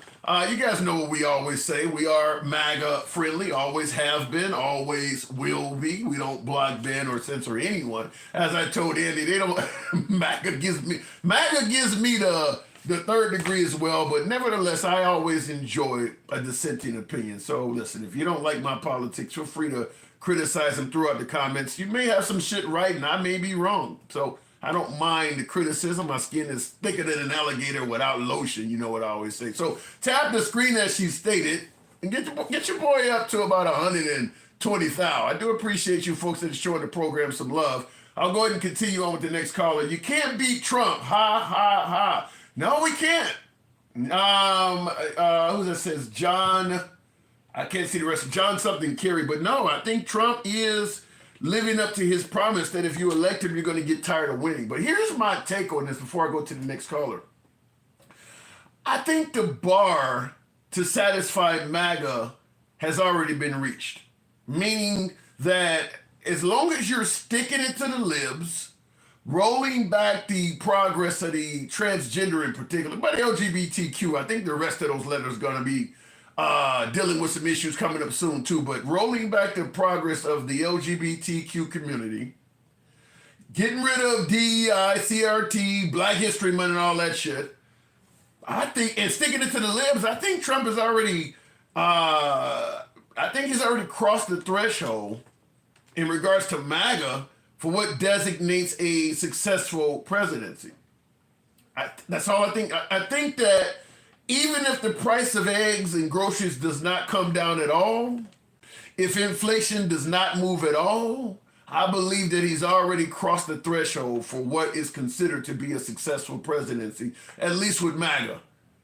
I think winning and sticking it to the libs is actually a bigger trophy than lowering the price of groceries and inflation and things like that. Because the moment he started sticking it to the libs, nobody gave a damn about the price of eggs. Price of eggs have went up. Price of groceries have went up. Inflation is still up. Who gives a shit? The libs are crying. We're celebrating. The problem with this is, and this is my analysis. We've been doing this for 4 years, but the issue is, I simply believe that they're more focused on winning than succeeding. Winning, now success is what happens in your life. Winning is party oriented. In other words, getting rid of the perceived boogeymen. Now, winning is things that make you feel good. Success are things that make you actually do better. Like I said, the economy, things like that. Winning is the boogeymen. Transgender, the immigrants, what else is it? CRT, DEI, affirmative action, all that shit, Black History Month, that kind of stuff. When I say boogeymen, I refer to it as boogeymen because that's what it is. It's things that are not going to change your life at all. Nobody's going to see more money coming in their house or do better financially because they got rid of Black History Month. I don't believe most Americans are going to do much better because they're getting rid of the immigrants. Certainly it's not going to make a difference in terms of affirmative action or that. None of that stuff is really going to make a difference. Preventing transgender from playing on female sports teams, how many females in America can say that actually will make a difference with me? I think that you would need to set a Hubble telescope on the moon at its highest setting to even see 1%. It is that low. How many females are in school competing against transgender, biologically born boys? But yet this is a huge... So when I say the boogeyman, Trump is doing a very good job kicking the shit out of the boogeyman. Transgender, as I said, DEI, CRT, all of that bullshit, affirmative action, Black History Month, you know, the rapists and murderers, MS-13, all of that shit, the people eating cats and dogs. He's doing a really good job getting rid of that stuff. He is winning like crazy. But does that lead to success for most Americans? The answer is vehemently no. I mean, it's no chance at all. It means it's not going to change your life at all, but it makes you feel good. And I do believe because people feel good, he has already crossed the threshold for what folks will view as a successful president. He's already been a great president. And it's all based on that stuff. You're still paying the same shit you were paying under Biden at the grocery store. You ain't getting gas no cheaper right now. But you ain't got to worry about some transgender person behind the clerk station in the gas station serving you and taking your money. So that sounds like a win to me. All right, that's how folks are looking at it. Looking in the comments, let me go back to the box, though. Wins versus successes. CE6EJ, that's a hell of a makeup of a name, says, they just started, though. You don't know everything they have planned. No, I do not know everything they have planned. You're right. But I'm saying they've already crossed the bar because folks are already saying that Trump has done more than any president in history in his first 20 days or so. And it's all, everything that Trump has done great is all based on boogeymen. It ain't, nobody is walking around saying that Trump has been in office for only 20 days and now my bank account is blown. That's not what's happening. He's getting rid of boogeymen. He's sticking it to the libs. So I don't know what they had planned in the future, but I can hear based on the responses already that it's mainly based on winning and sticking it to the libs. Melissa, good evening. Welcome to the program, Melissa. I saw you on YouTube there. Good to have you on. What am I getting wrong? Yes, hi. First of all, I enjoy your program. Thank you. Enjoy listening. Appreciate it. But I fear that we are all getting a little sidetracked, and I know that was their plan all along. And they, I mean, the men and people in powers that be. They have us fighting over transgenders. They have us fighting over all these things. Why they all collectively take over our country. The boogeymen. Democrats are no different. I've been both. I was actually a superdelegate for the Democratic Party before I left the Democratic Party. Wow. I was a Republican because I was raised Mormon. I voted for Reagan. It was my very first election. I know the gambit. I've worked in government, in the court. So what makes you leave the Democratic Party and go, now you're a Republican or are you MAGA? It's a difference. I'm neither. I am neither Republican or Democrat. I'm an American. I am not an independent either. They made you choose recently, so I did go Democrat. However, I think that we all need to stop affiliating with these teams they've put us on. It's a Super Bowl. I like that. I like that. I like the anti-team stance. I don't disagree with that. In this last election, who did you go with in terms of the choices we had, Kamala versus Trump? Kamala. She was the only sane choice. She's always been the only I would have bet everything you were going to say Trump. Wow. I would have thought you were going to say Trump. Okay, so you went with Kamala. You said she was the only sane choice? What's so insane about Trump? There's so many things. I am old. I understand that. I understand that I'm a nana. But I'm also a mother, and I'm a neighbor, and I'm a professional, and I'm a human. And when I was going to NYU, by the way, for graduate school, Trump was there. I actually was a waitress on the Green. And I know Trump personally. Yeah, I've been accosted by Mr. Trump personally. Whoa! And I'm willing to say it on air, and he will remember it. He remembered all the women he used to pick on at the Grammys. I need to. I mean, you get. I don't want to get. I don't want you to go anywhere you don't want to go with this conversation. But I'm real curious. What did he do? Oh, you don't understand. It was the 80s. He was allowed to touch us, and our bosses would just say, "Oh, that's how it goes. You get better tips." Groping was nothing for Trump and all his gross pals. It was nothing. That's the era that we lived in, and that's what we fought to get out of. So are you suggesting that this was not locker room talk? No, he touched women all the time. He's out in public. So did his buddies. We fought for women not to have to put up with that. You know, that was Trump, his buddies, and we all found him to be a greasy car salesman type. That's what everybody who was respectable in New York treated him like, and that's the truth. Now, I gotta say, on my YouTube side where you just originated, Timothy Setsi says she's crazy. Now, I'm gonna ask you this, because we know someone with Trump's wealth, there's no denying that thousands of women will be lined up to be with this guy.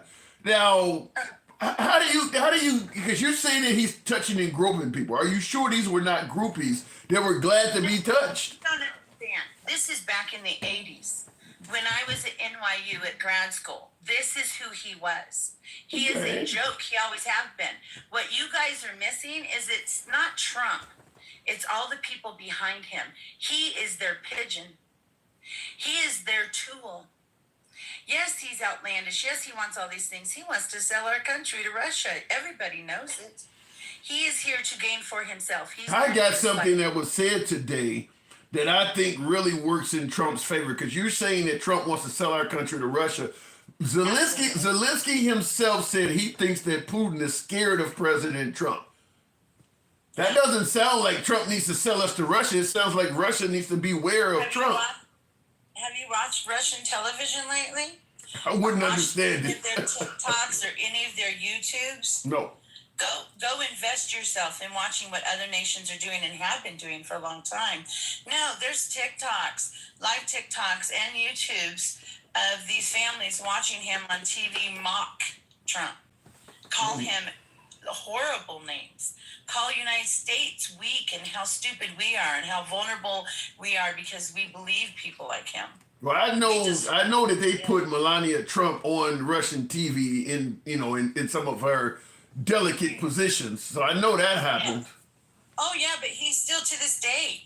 Please, everybody should invest themselves and go and watch some of these creators from Russia on YouTubes and other platforms and watch what they're saying about America and watch how they stream their live news for you. But I will say this, Russia doesn't have the same freedoms as America.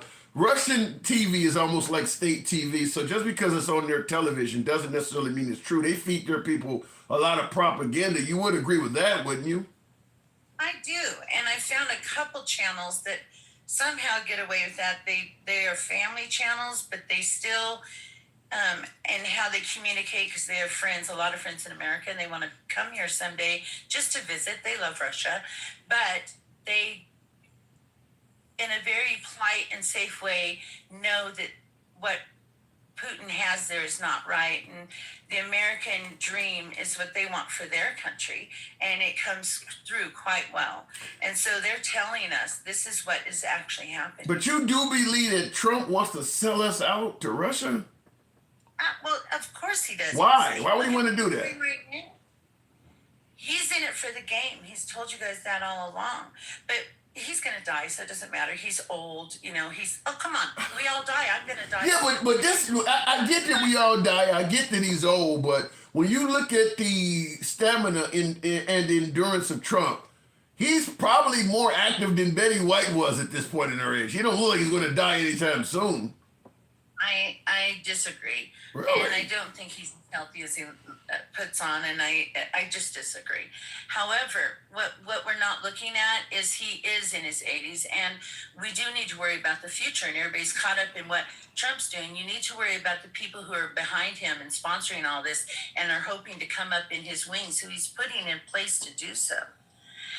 we as Americans need to get rid of left and right, and we need to come together and say, okay, there are some things that we disagree with, but right now we are the people, we employ them. These are the things we need and we want. Not one person, left or right, has not been affected by this crazy thing that's happening in Washington right now. Federal employees are related to every one of us. What's your... Every one of us go to federal parks. Every one of us has federal funding somewhere. Our roads, our schools, our freaking social networks even. What's your biggest... What if you had to... What is your biggest concern over a Trump president? Like, what is the worst thing you think could come out of this? Our freedom. In what way? I think as Americans, we have been entitled, and I know everybody's going to disagree, but we have been entitled. We have sat back and watched other countries lose their freedoms. I don't disagree with that. I don't disagree with that at all. This exact same way, and we've been coddled into thinking because we are the red, white, and blue, and because we bear arms that we can do this, no one can overtake us. Well, so you mean that AR on my closet shelf will not stop tyranny? I was told as long as I owned a gun, tyranny couldn't take place. Is you telling me otherwise? Well, we wish. Unless we collectively get together. Right now, we're all in little tiny sporadic groups here and there. Who has gotten together and shown them that, yeah, we're not going to allow this tyranny. Tyranny's been happening under every single administration for decades. Yeah. Why are we just saying now, oh, it's only Trump? It's not just Trump. It's all of them. Why didn't Biden fight back more? Why didn't we hear from the Democratic Party more? Why didn't we? Because they don't want to lose their own companies and their own pocketbooks. So if the Democrats are just as bad, then maybe we're better off with Trump. No, I think, and I don't want to say no, but no, yes. We don't need to go to a dictator rather than going to the social program. I'm sorry, but Democrats literally let everybody jump on their ticket so they can get more votes. And we are voting about stuff that is just none of our business to be voting about. Let me ask you this then. If Kamala Harris was president, do you think she would have secured the border the way Trump has? Do you think she would be getting rid of government waste?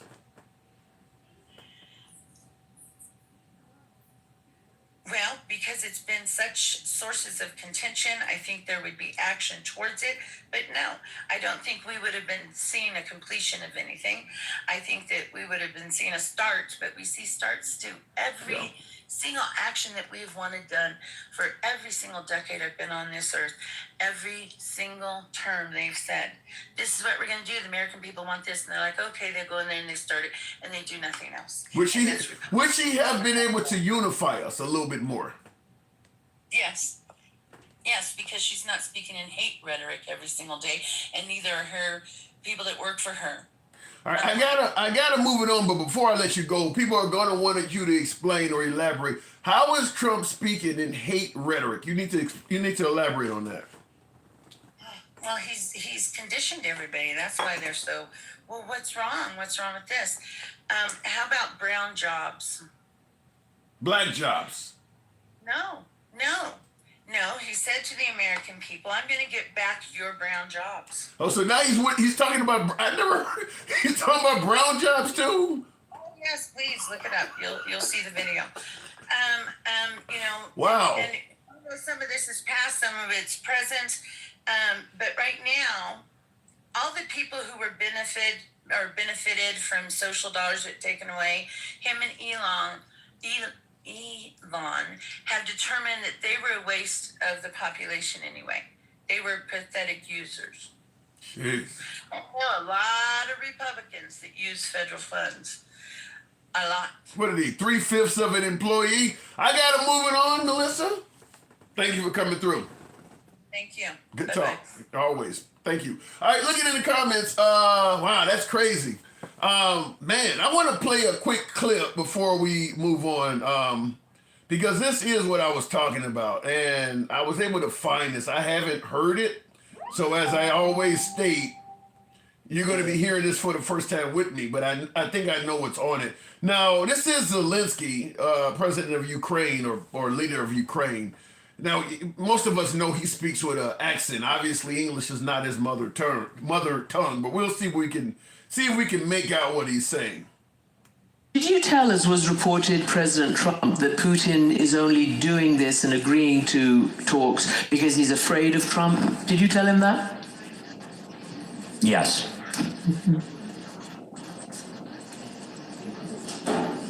I told Trump that Putin afraid of him. Yes, and he heard me. And now Putin knows. Like, you bitch, you didn't have to say that on stage. That's what he's basically looking at her like, damn, you didn't have to say that shit out in public. He did not want that to be out in public. You can see he was hesitant. That's why he said yes. And then he paused and realized they want to hear me say some more shit. Like, but think about this though. This is a accolade for Trump. Now, my last caller was saying that Trump wants to sell America out to Putin. Here you got somebody in the region that is saying, no, Putin is scared of Trump. Listen, I don't know who's right and who's wrong. It's way above my knowledge and pay grade. But I will say, this looks good for Trump. That Putin is, because it makes it sound like Putin is not making a puppet out of Trump, or Trump's strings as you would do with a puppet, which is what I'm doing here. But it sounds like it's the other way around. Whereas Putin, many would suggest that, they thought that we had a weak leader in Joe Biden, and now they're fearful of Trump. That's coming from Zelensky. So this sounds like it's beneficial to Trump, in my humble opinion. Anyway, looking in the comments, Conscious Machine says, Trump runs the fucking world. I love it. Well, I don't know. Is he running the world, though? Is he running the world in a manner that is favorable to the world? Look, you can run some shit and run it from a standpoint of oppression and, exploitation. So if he runs the world, as long as he's doing it and he's concerned about humanity, it could be good. But I don't think that's what we're dealing with here. So, but you're saying Trump runs the fucking world. I don't know if he runs the fucking world just yet. But he is making the fucking world take note. I mean, you got Panama on edge, Greenland's on edge, Canada don't know what the hell to do.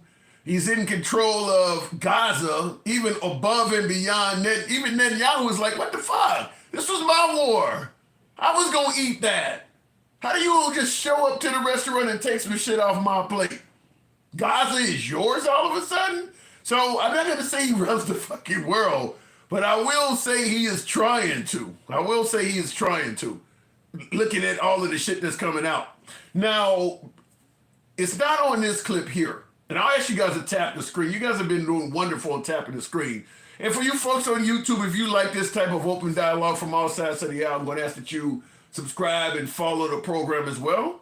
For my TikTok and Instagram users, feel free to follow and subscribe. But I will say that it does look like he's trying to run away. And one of the things that Zelensky said, not on this clip, but there is another clip out there that he advised the European Union that Vladimir Putin of Russia is amassing troops on the border, and it looks like he's about to invade other Eastern European nations. Now, Zelensky could just be saying that to get more allies, since the U.S. is not going to do shit for him anymore under Trump. But if what he is saying is accurate, it could be a possibility that Putin is trying to make Russia great again. What would that MRGA? that ain't a word. But it does sound like, because I think everybody already the consensus is already there that Putin wants to rebuild the Soviet Union, form the Soviet Union again. Now, is he going to try to invade? Most of those nations have become members of NATO now, like Poland. But Poland already was, but I think, Romania? What else is over there? Belarus is already an ally of Russia's. I'm trying to think of the countries out of my head that are on the western side of Russia. And it would start with an expansion into some of those countries. So we'll see. But I guess the question to you folks is if Putin did try to reestablish the Soviet Union, let's say he tried, but he didn't start with NATO member nations. There are other nations in the region that are not members of NATO. You think Trump would intervene? Or do you think Trump would idly stand by and let Putin do what he must? Interesting question. All right, moving on with the comments, though. You don't know what you're talking about, says Ronnie. Ronnie, you got much more room to type more shit in than that. If you don't think I know what I'm talking about, ad-lib a little bit. You might be right. We'll see what you're talking about. I don't talk down to guests. Feel free to state your case. Tell ICE he is smuggling Canadian fentanyl into Mexico. Who is smuggling Canadian fentanyl into Mexico? All right, we'll go back to the box. We are about to be booted out of NATO. That ain't gonna happen. I don't think we're gonna get booted out of NATO. I think at the only way I can see us getting booted out of NATO is if democracy falls. I think that even though, and I feel confident many members of NATO are not happy, they're not favorable to Trump. I don't think that's up for debate. First he demanded they raise their defense spending 2%. Now he's at 5% with them. So I don't think many members of NATO are happy with Trump, but I don't think they would leave because of President Trump yet.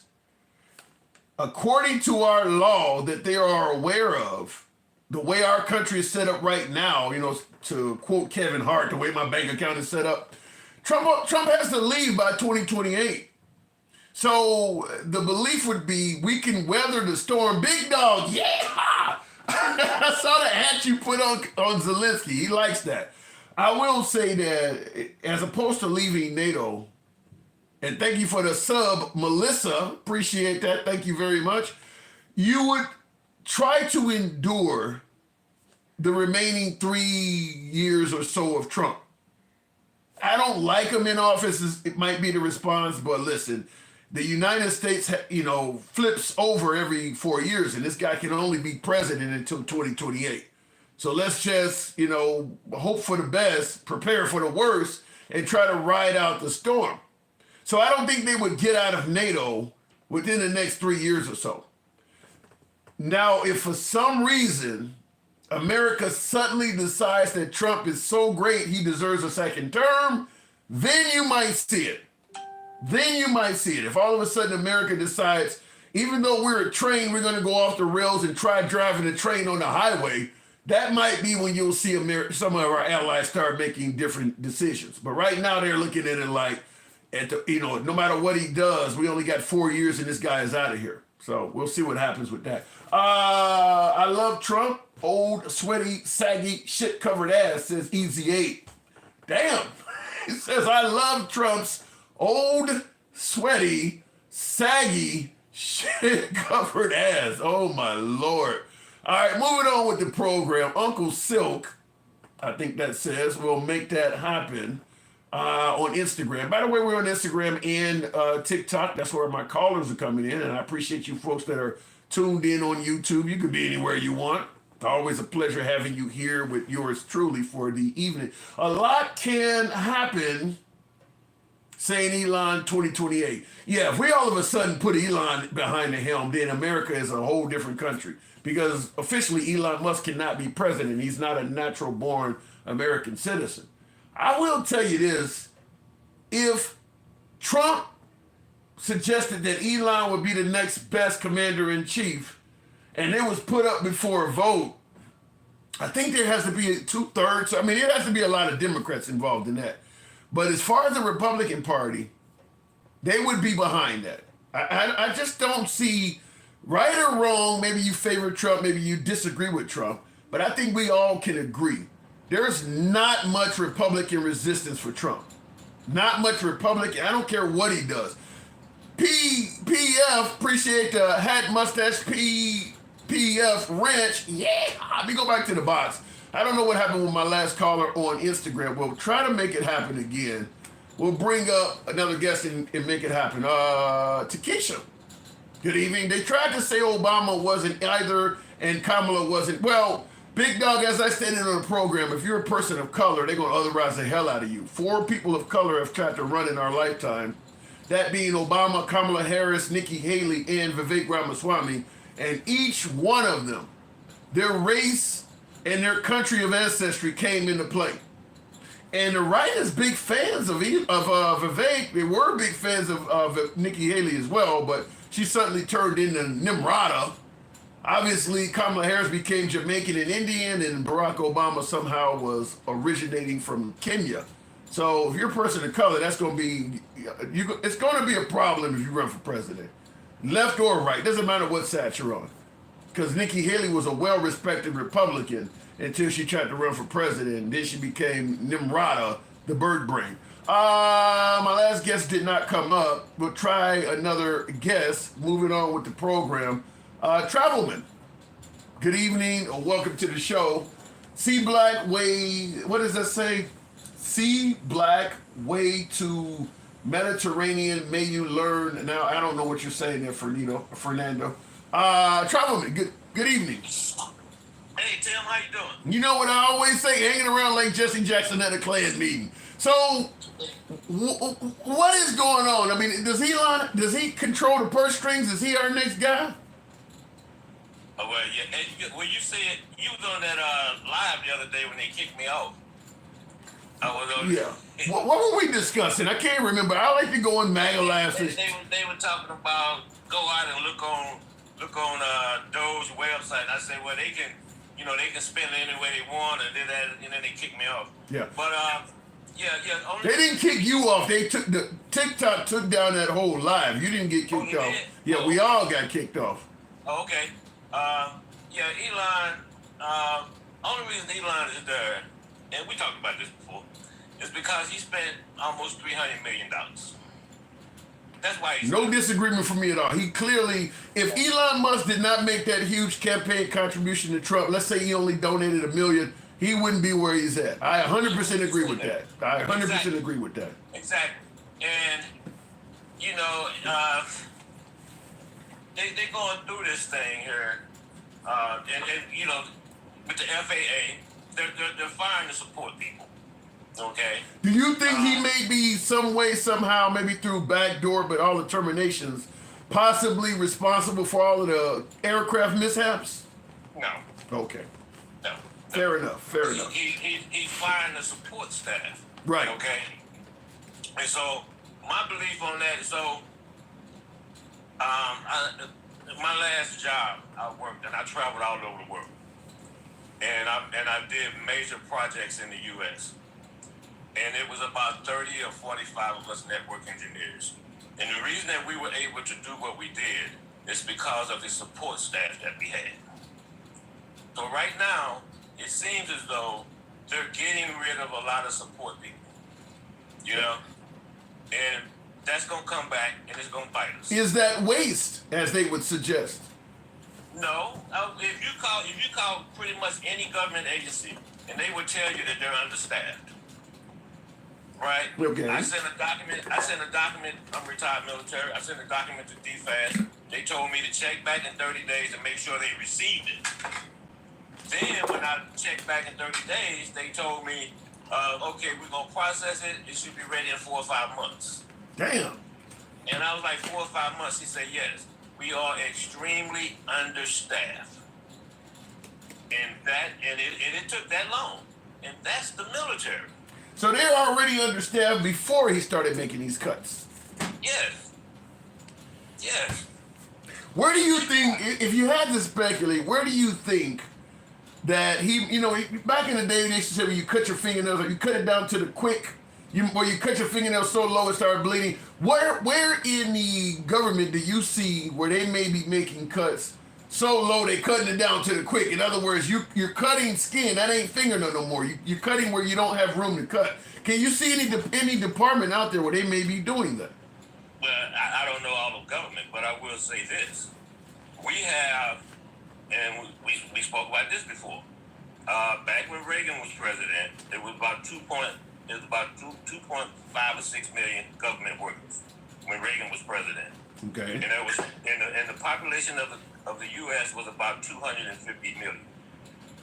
right? And then Reagan said,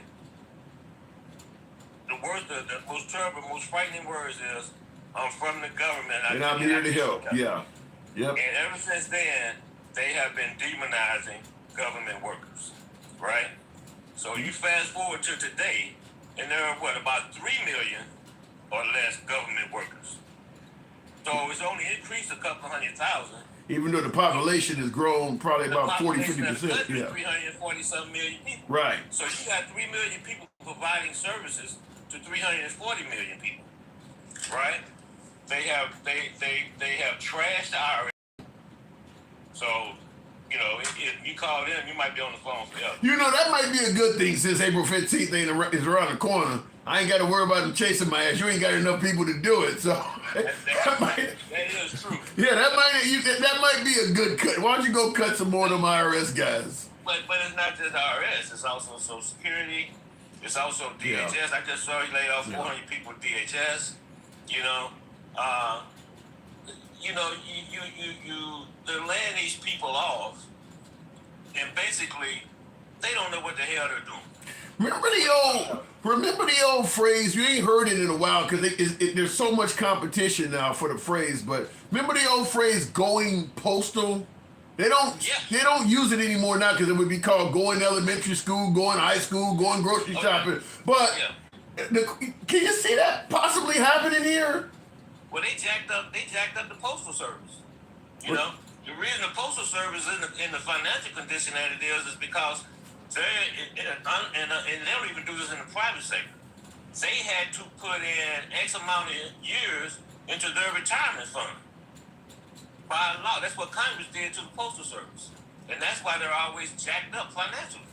Wow. They did that years ago, and it's been going on for a while. Yeah, I cannot imagine what the morale must be amongst some of these folks. I mean, like I said, if you got a vacation plan, I don't know if I can go because I might get fired. I mean, if your kid's going to college, I don't know if I can really let you enroll because we may not have a job. Like, how does that work where you're working every day, but you gotta always feel as though your income may suddenly end? Okay, so it's going to hit the fan when they go after these other government workers that are vested, that they just can't go in and fire because they have the protections. But they're coming. But you think they're coming? But but where are the auditors on those? Where are they at? If you're doing an audit, where are the auditors? Okay. Probably scared for their damn jobs too. Okay.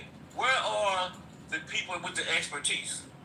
How is a 25-year-old gonna go in and sit down at the Treasury Department and look at their systems and know what they're looking at? They don't. No. Okay. And what they'll do is they will say, "Hey, we found." Well, I'm not even gonna talk about the condoms. That's been debunked. See, but they say they'll say, "Yeah, we found where they gave $1 million to for circumcisions in Mozambique or something." Right. I did see that. I just saw that today. That's all they put on there.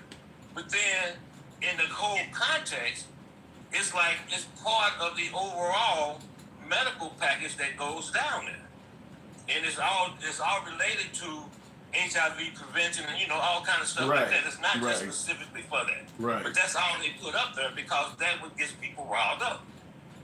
And a lot of the stuff, if you go out and look, it's not in the right context or it's false. Yeah. And see, that's why I said early in the program, Trump is winning because the bar is lowered to the point where all you got to do is win. You don't have to succeed. Because if you stop sending money for condoms or, as you're talking about, circumcisions in Mozambique and things like that, how does that affect our lives? I mean, now, if they save millions of dollars and they tell you at the end of the year you're going to get a stimulus check or something, then you can see something tangible. But they're doing all of this stuff, and you're still paying the same for eggs and groceries. It ain't changing your life. The only thing you're doing is you're enjoying the notion that, well, they're not helping out somebody else. But at the end of the day, they ain't helping your ass out either. So I don't see the benefit to it.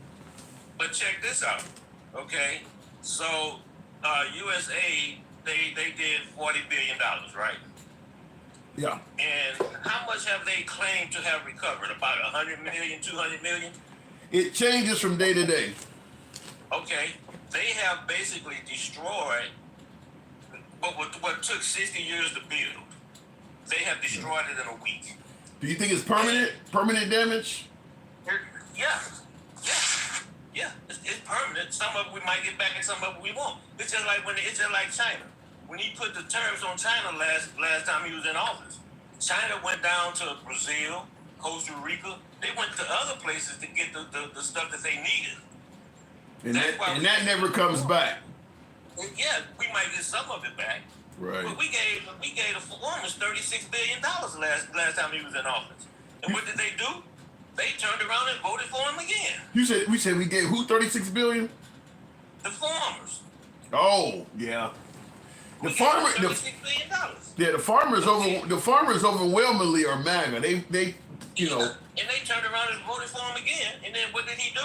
He screwed them again. He bent them over with no lubrication. Now they losing $300-400 million worth of stuff sitting out there spoiled everything because a lot of this stuff goes to USA. But I think I can say one thing. I think I can say one thing with confidence, even right now as we speak. As you said, they were bent over with no lubrication.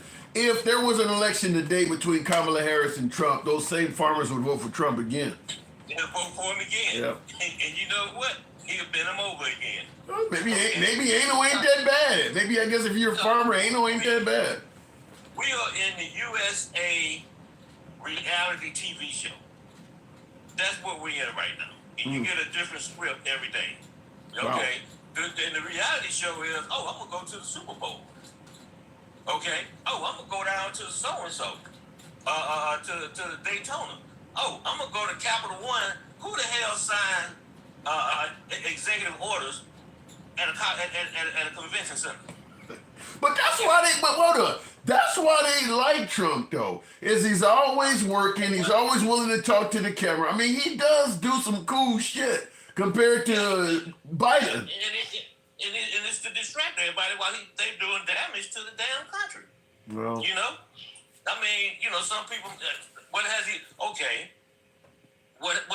what's changed? He signed 100 executive orders. And what's changed? Well, the fact that they did a big TV production, going out to catch illegals, and the DHS secretary put her vest on, and Cyclops riding around here threatening people. Who is Cyclops? And now they complain about they can't find enough illegals. Well, in regards to like I said, in regards to Trump, he's sticking it to the liberals. He's gotten rid of a hell of a lot of immigrants that Biden was not doing. He's made it so immigrants would have a significantly harder time getting back in this country.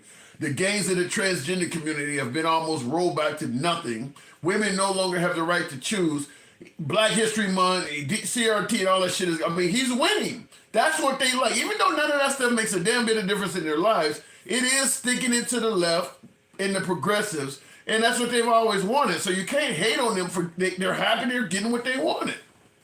I agree. The problem is that we're the ones that's catching the hell for it. That was the intention. That was the intention. Like the guy you had on earlier talking about, the pilots and stuff. Yeah. Every time now they have maligned DEI so much that now somebody step on the plane and see a black pilot, he DEI. Yeah. Yeah, I don't like that. I do not like that we've gotten to the point where anytime a woman or an African American or a person of color at all does something wrong in their job, well, you only got a job because you're that. If you got a white guy that does something that screws up on his job, you don't automatically assume he didn't have the merit to get the job to begin with. But they are starting to now do that with people of color. And I don't want to say it's racist, but it don't look right. Well, see now what it is that, people, they tend to forget when affirmative action was white, okay? They forget that. They forget that the GI Bill actually built the white middle class. Yeah. And denied the soldiers from World War II what they were supposed to be getting. See, they tend to forget all of that. No, they want to forget all that. That ain't something they want to remember. That's admitting bias. They don't want they only want the sanitized version of Black history taught in schools.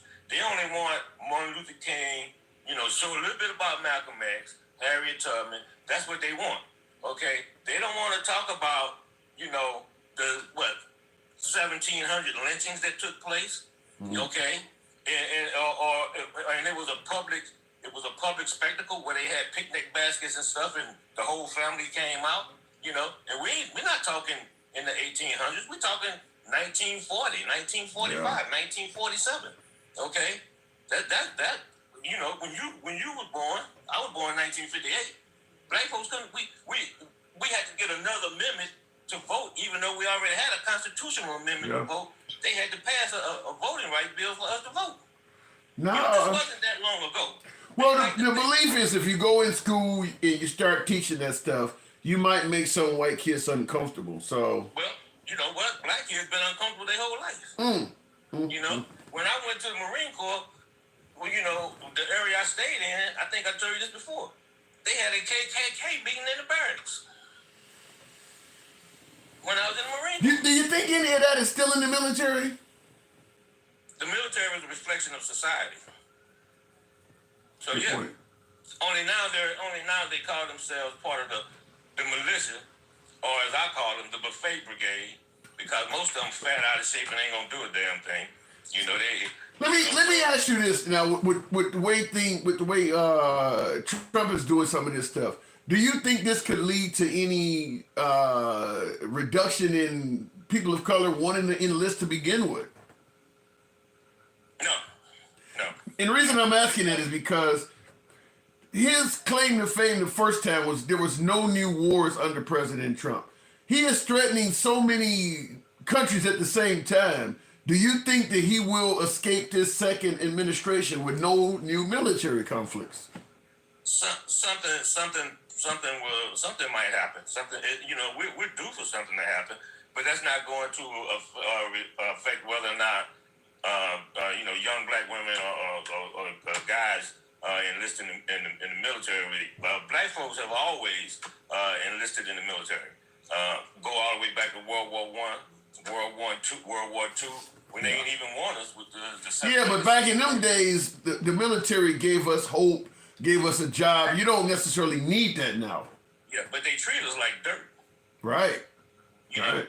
And you're right, we don't necessarily need it, but when you go down into the inner city, a lot of kids join the military to get out of the inner city. True. Yeah, it's true.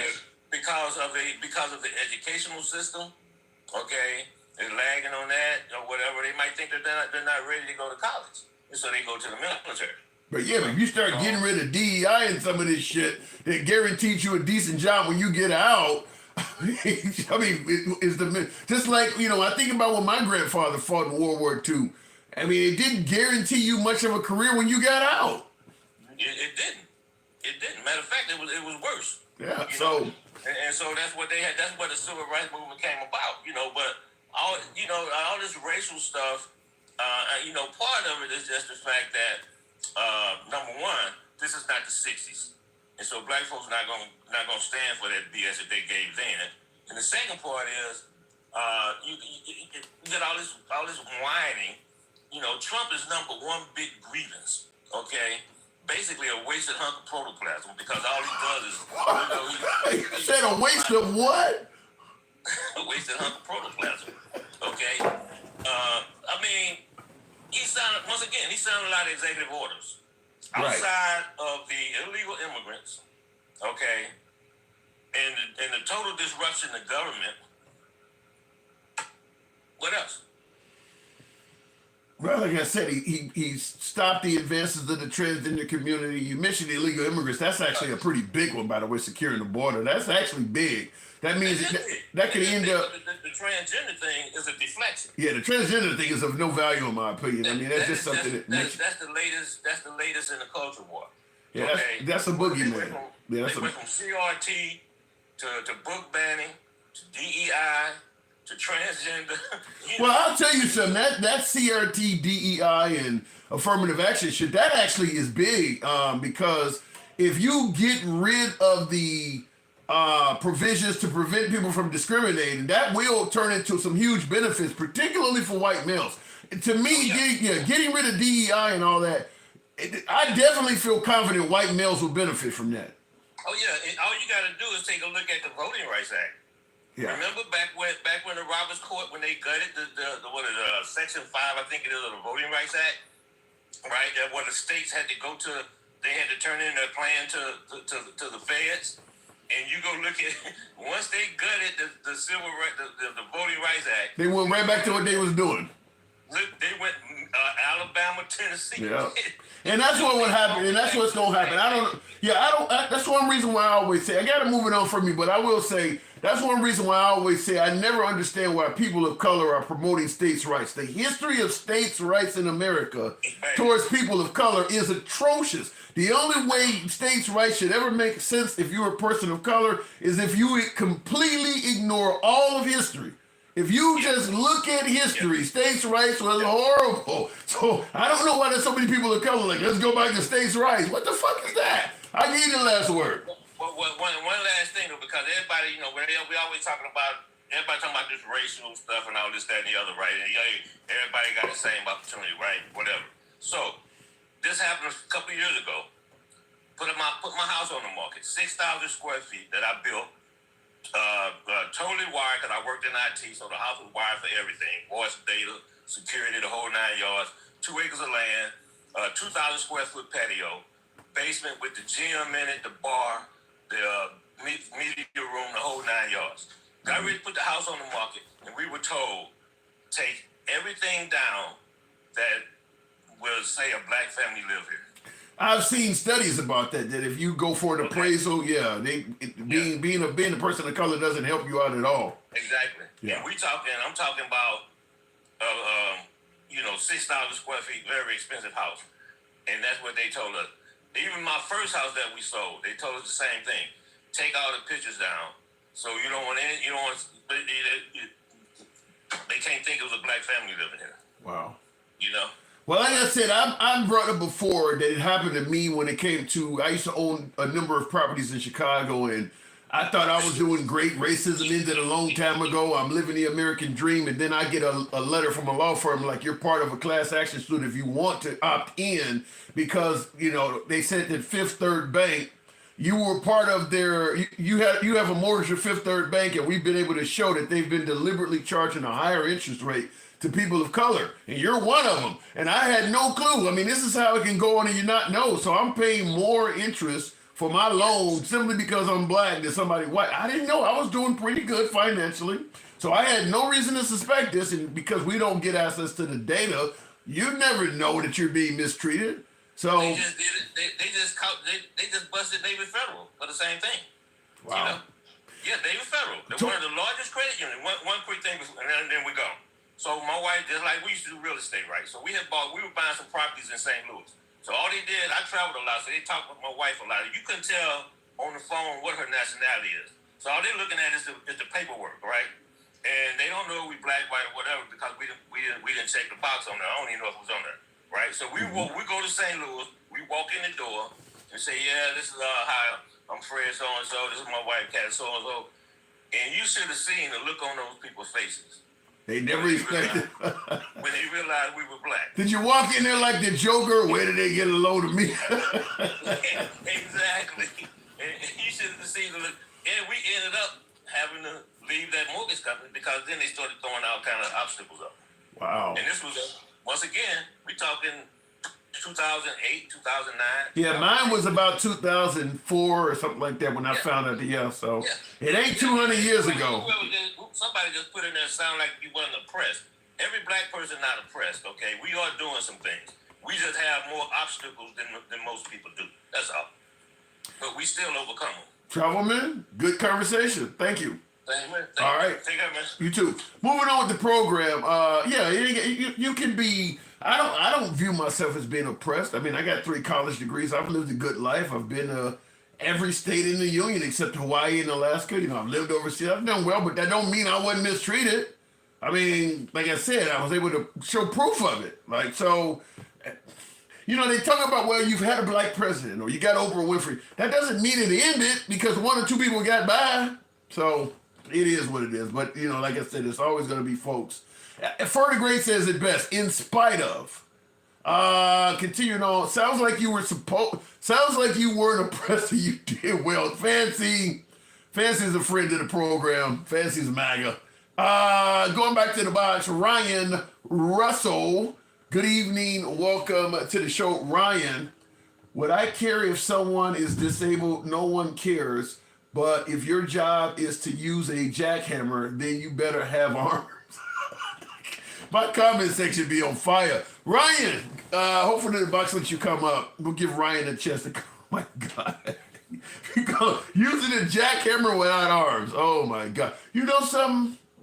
In regards to women getting positions that they shouldn't deserve or shouldn't get, or they're not having a merit, I want to see as many women operating a jackhammer as I can. Hopefully they're a little bit well endowed to think of it. But yeah, women in jackhammers, I mean, shit. I don't care if you're actually getting the work done in that case. Let me continue with the program. I guess the box may need to reset.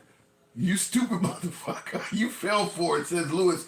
Lewis in the comments said all kinds of racist shit. Lewis, but you're using asterisks, so I'm going to leave you alone. I've seen your comments, Lewis Perez. In the comments just saying all kinds of awful shit, but I'll give him credit. He's using asterisks instead of spelling out the word, so we'll leave it as is. I list my race on every email. Why would you do that? Why would you list your race on an email? Tim, a sexist, would say, Gina Yates, what do you mean by that? You guys in the comments are crazy. Anyhow, maybe it's about time I wrap things up for the night. Give my ass something to eat. I appreciate 124,000 likes on the program. By the way, if you enjoy this type of dialogue from all sides of the aisle, feel free to follow the program on Instagram. And we're also on YouTube, horizontal and vertical, by the way. So subscription, if you will. Follow on Instagram or TikTok. Nevertheless, what to say? I agree Josephine loves pizza too much. Okay. All right. How about I call it as not racist? Says Blake Love. Nobody's racist in America. That ended hundreds of years ago. What are you talking about? There are no more racist people in America. That ended hundreds of years ago. So what are you talking about? The blacks and Mexicans love to victimize themselves, says Jacksonville Kid. I don't know where to go with that. I mean, if George Floyd had survived, they would be saying he was playing victim mentality, trying to make up a police killing when he died of COVID or a heart attack. Look, it ain't easy to point out oppression or point out, racism and things like that, because in this country, people do not admit hate. I mean, oddly enough, you see all of these folks walking down the street of Nashville, walking down the streets of Columbus, and they're waving all these hate flags and things like that straight out of 1930s, 1940s Germany, but they all got masks on. Same folks that would have went ape shit when Dr. Fauci said wear masks, they suddenly have no problem wearing masks when they're preaching hate. You notice that? So the issue when it comes to racism and hate is people don't admit it.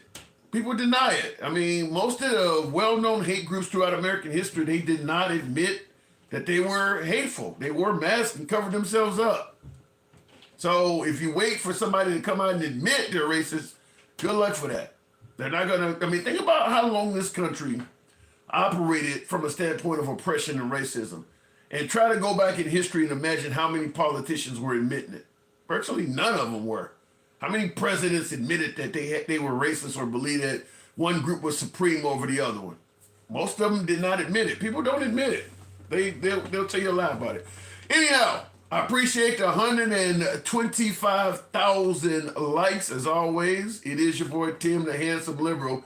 If you enjoy this type of dialogue from all sides of the aisle, follow the program, TikTok, Instagram, subscription on YouTube. Catch you tomorrow. What does that say? And they're seeing it before how humility,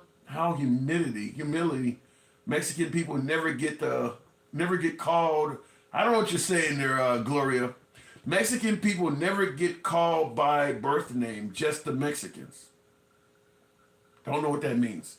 Anyhow, let me get my ass up out of here. I gotta go do something to eat. Appreciate you guys tuning in.